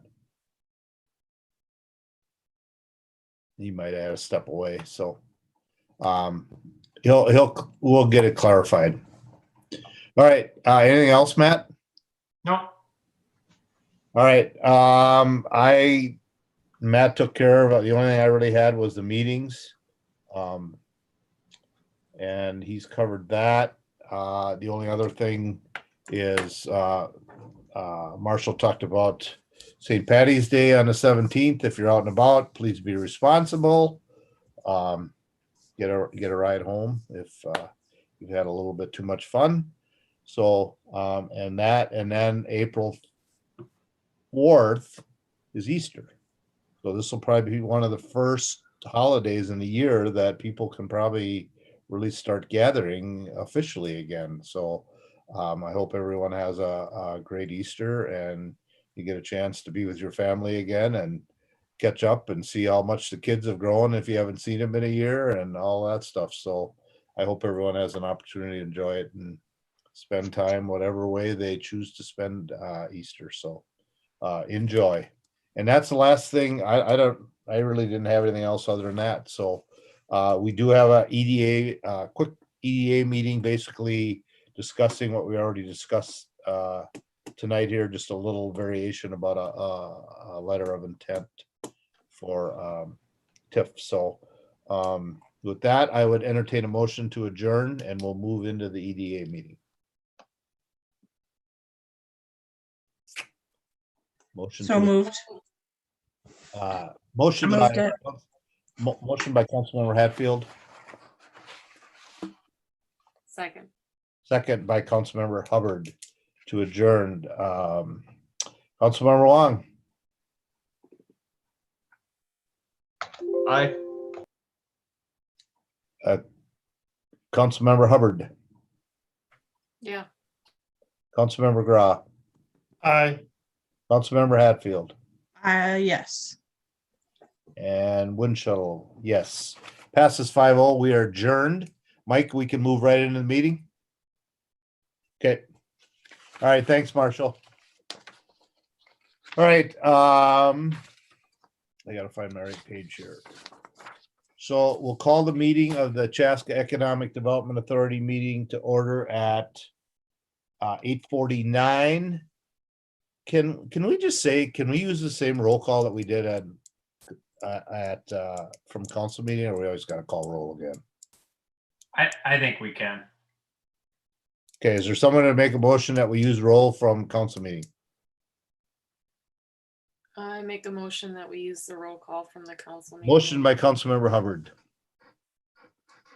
Was that a second by Councilmember Gra or Commissioner Gra? That's right. I'll second it. I don't even know if I'm gaining anything here. I was gonna say, I would like to time which one takes That's longer. what I'm We have laughing to- about because we it's have like to- we're just doing the same thing, but Don't we have to still do it? Yeah, that's I right. tried. It made sense at the time, but it's not working that way. I think because you have to do a roll call vote, it ends up taking more time. Yeah. You know what? Can we skip that and just do roll call? I withdraw my motion. All right, good. All right. Nate, will you call roll now that you're back and got Yes, everything? I would love to. I can tell that's going to help. Commissioner Wong, Aye. Commissioner Gra, here. Commissioner Hubbard, Here. Commissioner Hatfield, Here. President Winchell. Yes, In All about right. 30 seconds, we've confirmed everyone is here. that's perfect. That's perfect. Next, we move to adopting the agenda as corrections or additions to the agenda. If not, I'd entertain a motion. So moved. Motion by Commissioner Gra, Second. second by Commissioner Wong. Discussion. Hearing none. Commissioner Hubbard, Yes. Commissioner Gra, Yes. Commissioner Hatfield, Yes. and Commissioner Wong, Aye. and President Winchell. Yes, passes 5-0.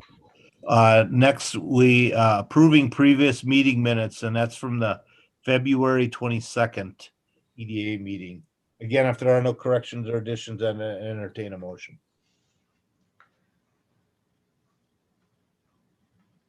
So moved.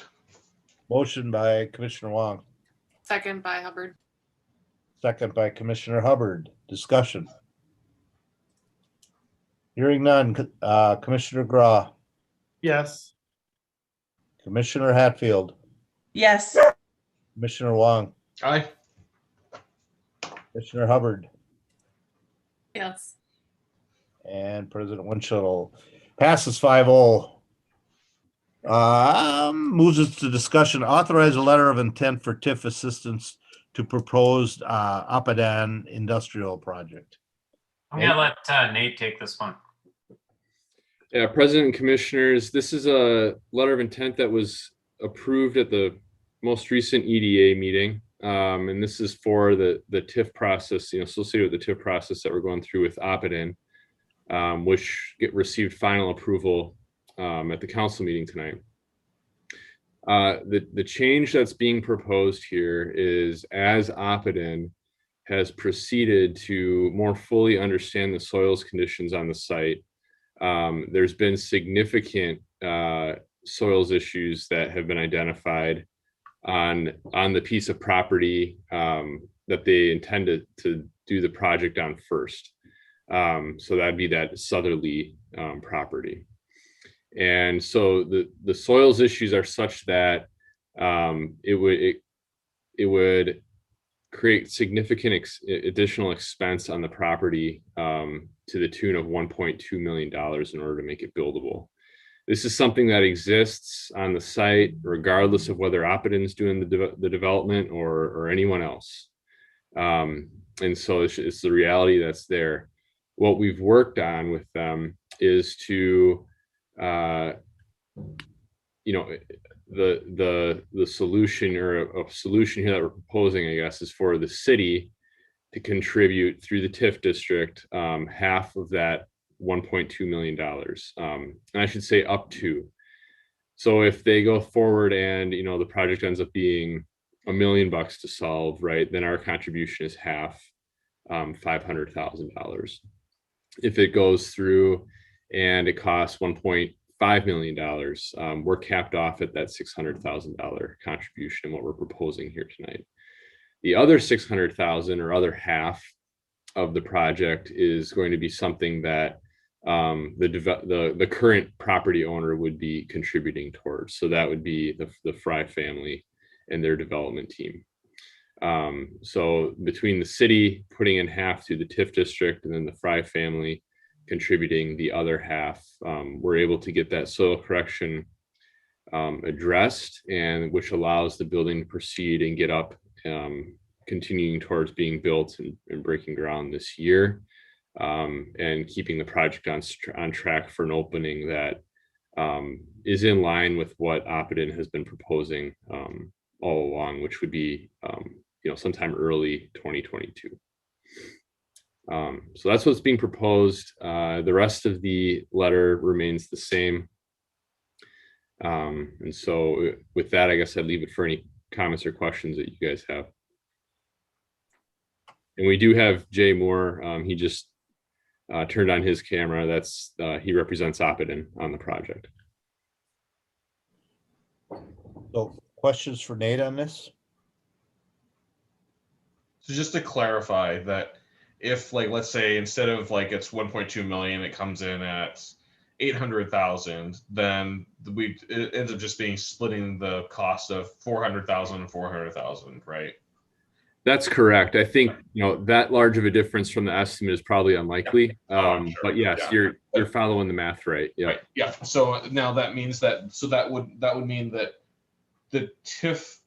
So that means the amount, would that reduce the time or the payments on TIF if we had some lower number? If we had a lower number, it would reduce. So the payments will come over the course of the life of the TIF, which is an 8-year district. So, So that is unchanged no matter what. What would change is the payment if it were lower. yeah, so just reducing the payments, but still 8 years regardless. Correct. Okay, that's good. Thanks. Mm-hmm. So when they got to move a lot of dirt from potential high-V site across and filling that in. So for this soil correction, so these are all got to be dug out, and then do they have to bring in special fill, or they still use the fill that's coming across? Well, road? the general solution here is that Oppiden's intending to use helical piers, which is really kind of drilling down into the more supportive soil below the weakness that exists. But yeah, you're right. There's significant grading that needs to happen. There's the helical piers component to it, which is really about the weak soils that have been identified. And I was just talking to Jay. This is going to be sort of a hybrid project of helical piers to support the building, and doing some surcharging over the course of the winter to support the parking lot that will ultimately be built to serve that building as well. Nate, can I chime in? Yes, please do. Okay. Good evening, everybody. So we've encountered, this crazy dynamic of really unsuitable buildable soils. And as you're probably familiar, the high-V side of the site, the north side of the site, is really heavy or high with unsuitable clays. And the south side of the site, which we're calling Outlot E, which is now, according to the plat that was approved tonight, it's now Lot 1, Block 2.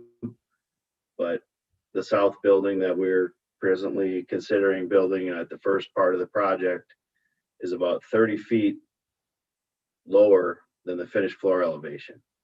And so all of that dirt has to be moved from the north to the south, and it's real heavy clay. And I'm not a geologist, but I'm just listening to everyone from Bonner Tech, and we've been on lots of phone calls of what's going on here. But there's a lot of organics and some unsuitable soil that's down really deep. And so in order to make this site buildable, the original plan was to excavate all of that unbuildable soil and put clay on top of it, and then let that heavy clay surcharge itself, which would delay us another year. The weight of that heavy clay would settle over months and months and months and months. And once again, I'm not a geologist, but they literally put a ruler in the ground, and once it stops settling, it keeps slipping half inch, half inch, half inch, half inch. Once it stops, now it's settled, then you can build. Well, that would push our project out potentially another 12 months, and we don't want to do that. And so the solution to that, as Nate alluded to, is to put geopiers in there, which is crushed rock. They auger out a hole, they put crushed rock, and they put them in every 8 to 9 feet, and they put 1,300 geopiers under what that building foundation will be. So that's the fastest method to our construction process. And it all trickles down because you guys want a project, we want a project. If we get a project up, the sewer comes in, the streets come in, and it all keeps going, the process keeps going along. Without this assistance, we're really stuck because we have to do surcharge method, which you just have to wait and wait and wait, and it delays the project. And so what we've kind of settled on today, and even it's like I just got off the phone with Nate. We were talking during your city council meeting when he wasn't on call. We were multitasking, but the best solution for us is to geopier the building foundation. It was our goal to do the parking lot, which would require another $1 million of surcharge. And we're factoring in all of this and saying, you know what, it's probably not reasonable to ask for that $1 million or to even do that approach, because the soonest we would be able to open for business, if we got a parking lot in by Thanksgiving, the tenants would be able to open up by February. But if we just let it settle, let the parking lot sit, now we can go through the winter months, through the fall months, just prepare that parking lot. And now we're set to open up in June. That's our target right now. And so we think the 4-month window for $1 million isn't worth it. We shouldn't ask the city for that help. But the $600,000 of surcharge and soil contamination, everything that's involved in that, plus all the other costs that go along with that, that's $1.2 million to get started this year. that's probably the best we can do. And so that, go ahead, Matt. I think. Well, I was gonna say, I want to completely concur with Jay and his assessment on this. It's in our best interest as a city to see this project go forward this year. Not only because we want to see Oppidan move forward, and we're short of industrial product within the community, and this is a very hot industrial market right now. But the other thing is that our sewer project going up Creek Road is really sort of our future.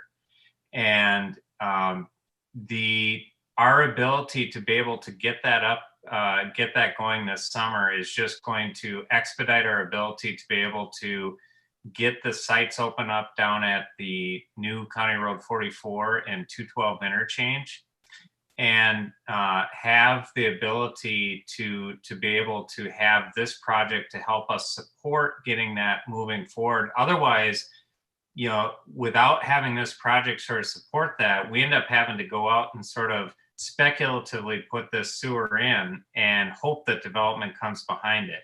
So, you know, this is more money for us to invest, but it's a really good investment for us to make because it's going to open up everything else and it helps them get going sooner. So I think this is a very good solution that we've come up with.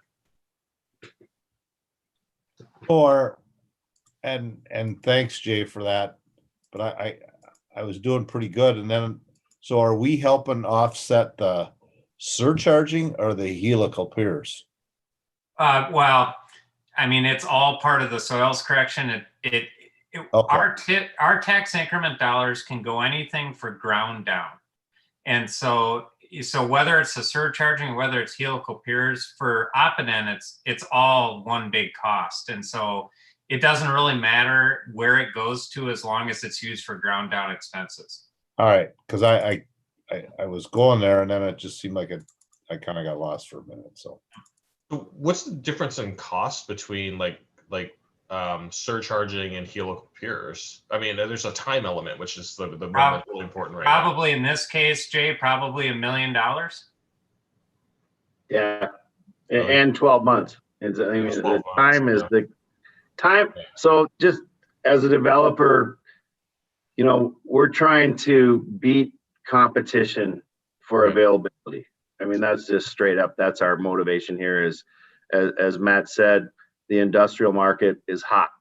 Is it going to be hot in 24 months? We don't know, but we want to put up products so we have the ability to be the first available brand new, I would say, industrial office warehouse space for lease that comes out of the ground. You know, the similar product, the two products I can point to is in Carver next to Mills Fleet Farm where Lakewood Industries went, or Lakeview, and the Hollisec project in Chanhassen, you know, across the street from the high school. Yep. Those are two similar projects that we intend on building that filled up really quick because you had product available. And we think 24 months is a risk to us. Are we going to invest in this project if we have to wait? And that's something that we have to assess. But we think the market is ready now and the city is ready now, and we're just trying to partner up and make this thing a go. So okay. And then on the flip, oh, sorry. Yeah, go ahead. Yeah, no, thank you very much, Jay. And then on the flip side for us, I mean, the big thing is that sewer, as we kind of talked about like a couple meetings ago, all the world revolves around sewer for us, right? So it's, you know, so sewers are critical path for being able to open up, moving the other direction, moving south, and to open up the other direction down Creek Road. Correct. Yep. So, and that's a huge one for us because there's a lot of other things that are tied up along the way that, you know, other developments won't be able to go until we can provide that. Well, and I think it's a big deal that we build this under the condition of having a project to support it. Yep. Because that's always been one of the big risks that we have. I mean, that's an expensive project. That's a $10-some million project. And to do that speculatively without having some development that's supporting it is really challenging. And you know, you try to avoid that at all costs. And this gives us a good pathway to do it. And hopefully it also provides Oppidan with a good opportunity to move forward. And this goes back to that lessons learned from like 2008 and so forth of not overextending. by making sure that we're aligned to development. So that way that everything's built as paid for as it's built. So that way, once it's opened, then it'll start getting used and start connecting to other things that'll start using it. That's ultimately the goal. Yeah. Okay. Sounds good. And kind of to Jay's point, that Lakeview Industries, you know, and I'm not sure if where you guys were when that happened, but they really wanted to stay in Chaska, but we didn't have anything available. And we told them we're going to have some spots available soon, but that they wanted to go. And that kind of goes back to Jay's point. I mean, when the market's hot, you got to hit and you got to go. And I got to believe that as fast as that Halosik site filled up. And I've heard it more and more that there's just nothing around here for people to expand or to move into. So this is an important project, and thanks to everyone for their creative thinking on how to make all this work, and you know, to be that first building out of the ground, and that which really opens up a ton of stuff for us and some security. So thank you for Yeah, and I mean the best solutions are going to be ones that work for both us and the developer, and that's what I like about this, is that it helps Oppidan, but it also helps the community as well. Right. And kind of like I said, you know, thanks for putting your faith in us, Jay, and that that we're all willing to work together and make this project, you know, be a success. So and you guys have been great. We're just it's all about numbers, and we're trying to figure out the timing and soils, and you know, it's never easy, but we're still committed to making it happen. So we appreciate your support. Awesome. Well, all right. Anyone else have any questions for Jay, Nate, Matt? Don't ask me, because I don't know. That's what those guys get the big bucks for. But if we're all good, really, what do we need to do? Just have a motion to basically accept the amended letter of intent. Yep. Okay. All right. What Matt said. You know, one real quick thing is, just as a reminder, we are coming back at the April 5th meeting to actually establish the TIF district. And so at that time, it would be the intent to have the agreement then too. So it'll be beyond just a letter of intent, and it'll actually be an agreement. Okay, so we just need to accept this amended letter of intent. Yep. Okay. Last call on further discussion. If not, is there someone that's willing to make that motion?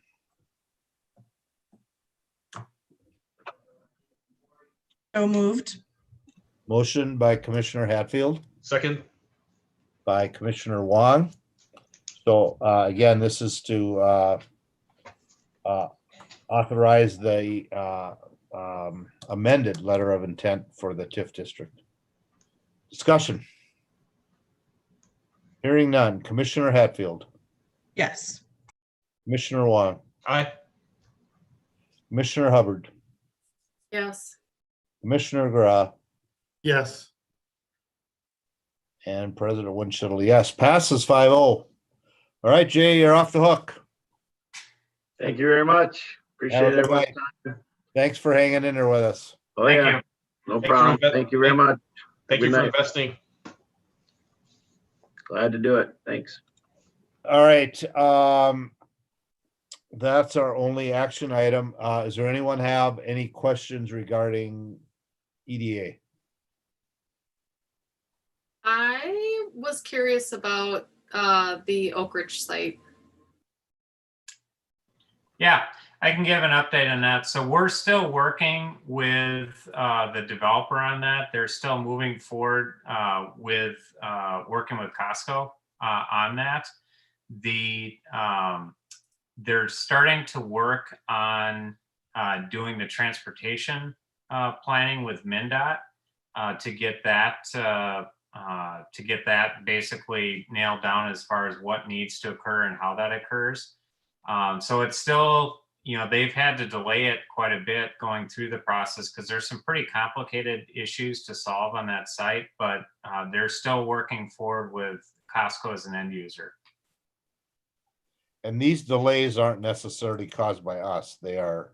No, honestly, this is a very complicated site. So there's a lot of things to consider, both, the internal stuff with stormwater all the way to traffic going out onto Highway 41. Not a simple project at all, but they're still moving forward with the planning on it. So is the closure of Oak Ridge Conference Center, does it have a material impact on any of the planning that they're doing? I don't think so. It would if they were looking at it as some different type of use. Yeah. So if they were looking at that as like an office type of use, that would dramatically change the plans because of parking. Yep. And so every indication they've given to us is that they're still going to plan for that being a hotel moving into the future. If that were to change, it would change the rest of the stuff that happens on that site other than the Costco, because, an office building is one of the higher parked uses that are out there. So it would dramatically impact the ability to be able to build the rest of the site. Yeah, I gotta think office space is kind of taking a dive right now because of the pandemic. So yeah, and I mean that's another thing, is that there's not a lot of people jumping into that market right now. yeah. So does that mean that, so based on the zoning of what Oak Ridge Conference Center was zoned as, is it only allowable use as a hotel because of parking, or is it potentially usable for something else like residential? Because it's right now. It's. Correct me if I'm wrong, Nate. I don't think we've actually gone through the full zoning process yet. No, we haven't. Yeah. So right now it's zoned as it was for Oak Ridge. So, okay. So they will not be coming through for zoning until they get all these other issues resolved. Yeah, I'm sorry. So, but I'm just looking at just the Oak Ridge building that exists today, but that building is effectively zoned for hotel, but couldn't be used for anything else. Yeah. Now, if they were to come, and this is just throwing out what if, they are not coming back and saying this, but if you were to go onto that site and say we want to turn that into an office, and we're not doing the rest of the stuff around there, that could probably work. Because the site's big enough to be able to accomplish, parking and stuff like that. So at the end of the day, the biggest, one of the biggest challenges in that site is going to be the mixture of the type of uses that we have on that site, because obviously a Costco is a high park site. And an office would be really difficult to do in conjunction with that unless you were to not have any other residential. So, it's still very much up in the air, but Costco has remained sort of the constant in that. Yep. Okay. So it's really the future of what that building, that part of the property will be used for, is still very much up in the air right now. Although if someone came in as a hotel user, it's probably the easiest thing from a zoning perspective. I mean, there's a lot of issues with the building from, how you use it as a hotel, depending on who comes in and takes it over. But, that would be the easiest from a zoning perspective right now. Yeah, they could come in to do that right now. Yeah. Yeah, they still own the property. It's just, they haven't made a decision on what to do with it. No, the developer who's developing the whole site actually owns the entire property, including the hotel building. Oh, they do? Okay. Yes. Got it. Yep. They own the entire, I don't know, Nate, is it 200 acres? It's 250 or something? Yeah, something along those lines. But yeah, it's all owned by the same group. Okay, so it's no longer owned by Ameriprise any longer. No. Okay. Okay, cool, thanks. Thanks. Yep.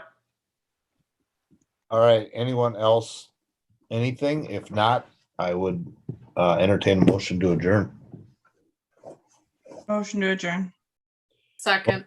Motion by Commissioner Hatfield, and I think it was Commissioner Hubbard. Second. All right, so I gotta start at Commissioner Wong, Aye. Commissioner Hubbard, Aye. Commissioner Gra, Yes. Commissioner Hatfield, Yes. President Winchell. Yes, we are adjourned. We'll see you April 5th. Enjoy, everyone. Happy Easter. Thank Take you. care. Bye.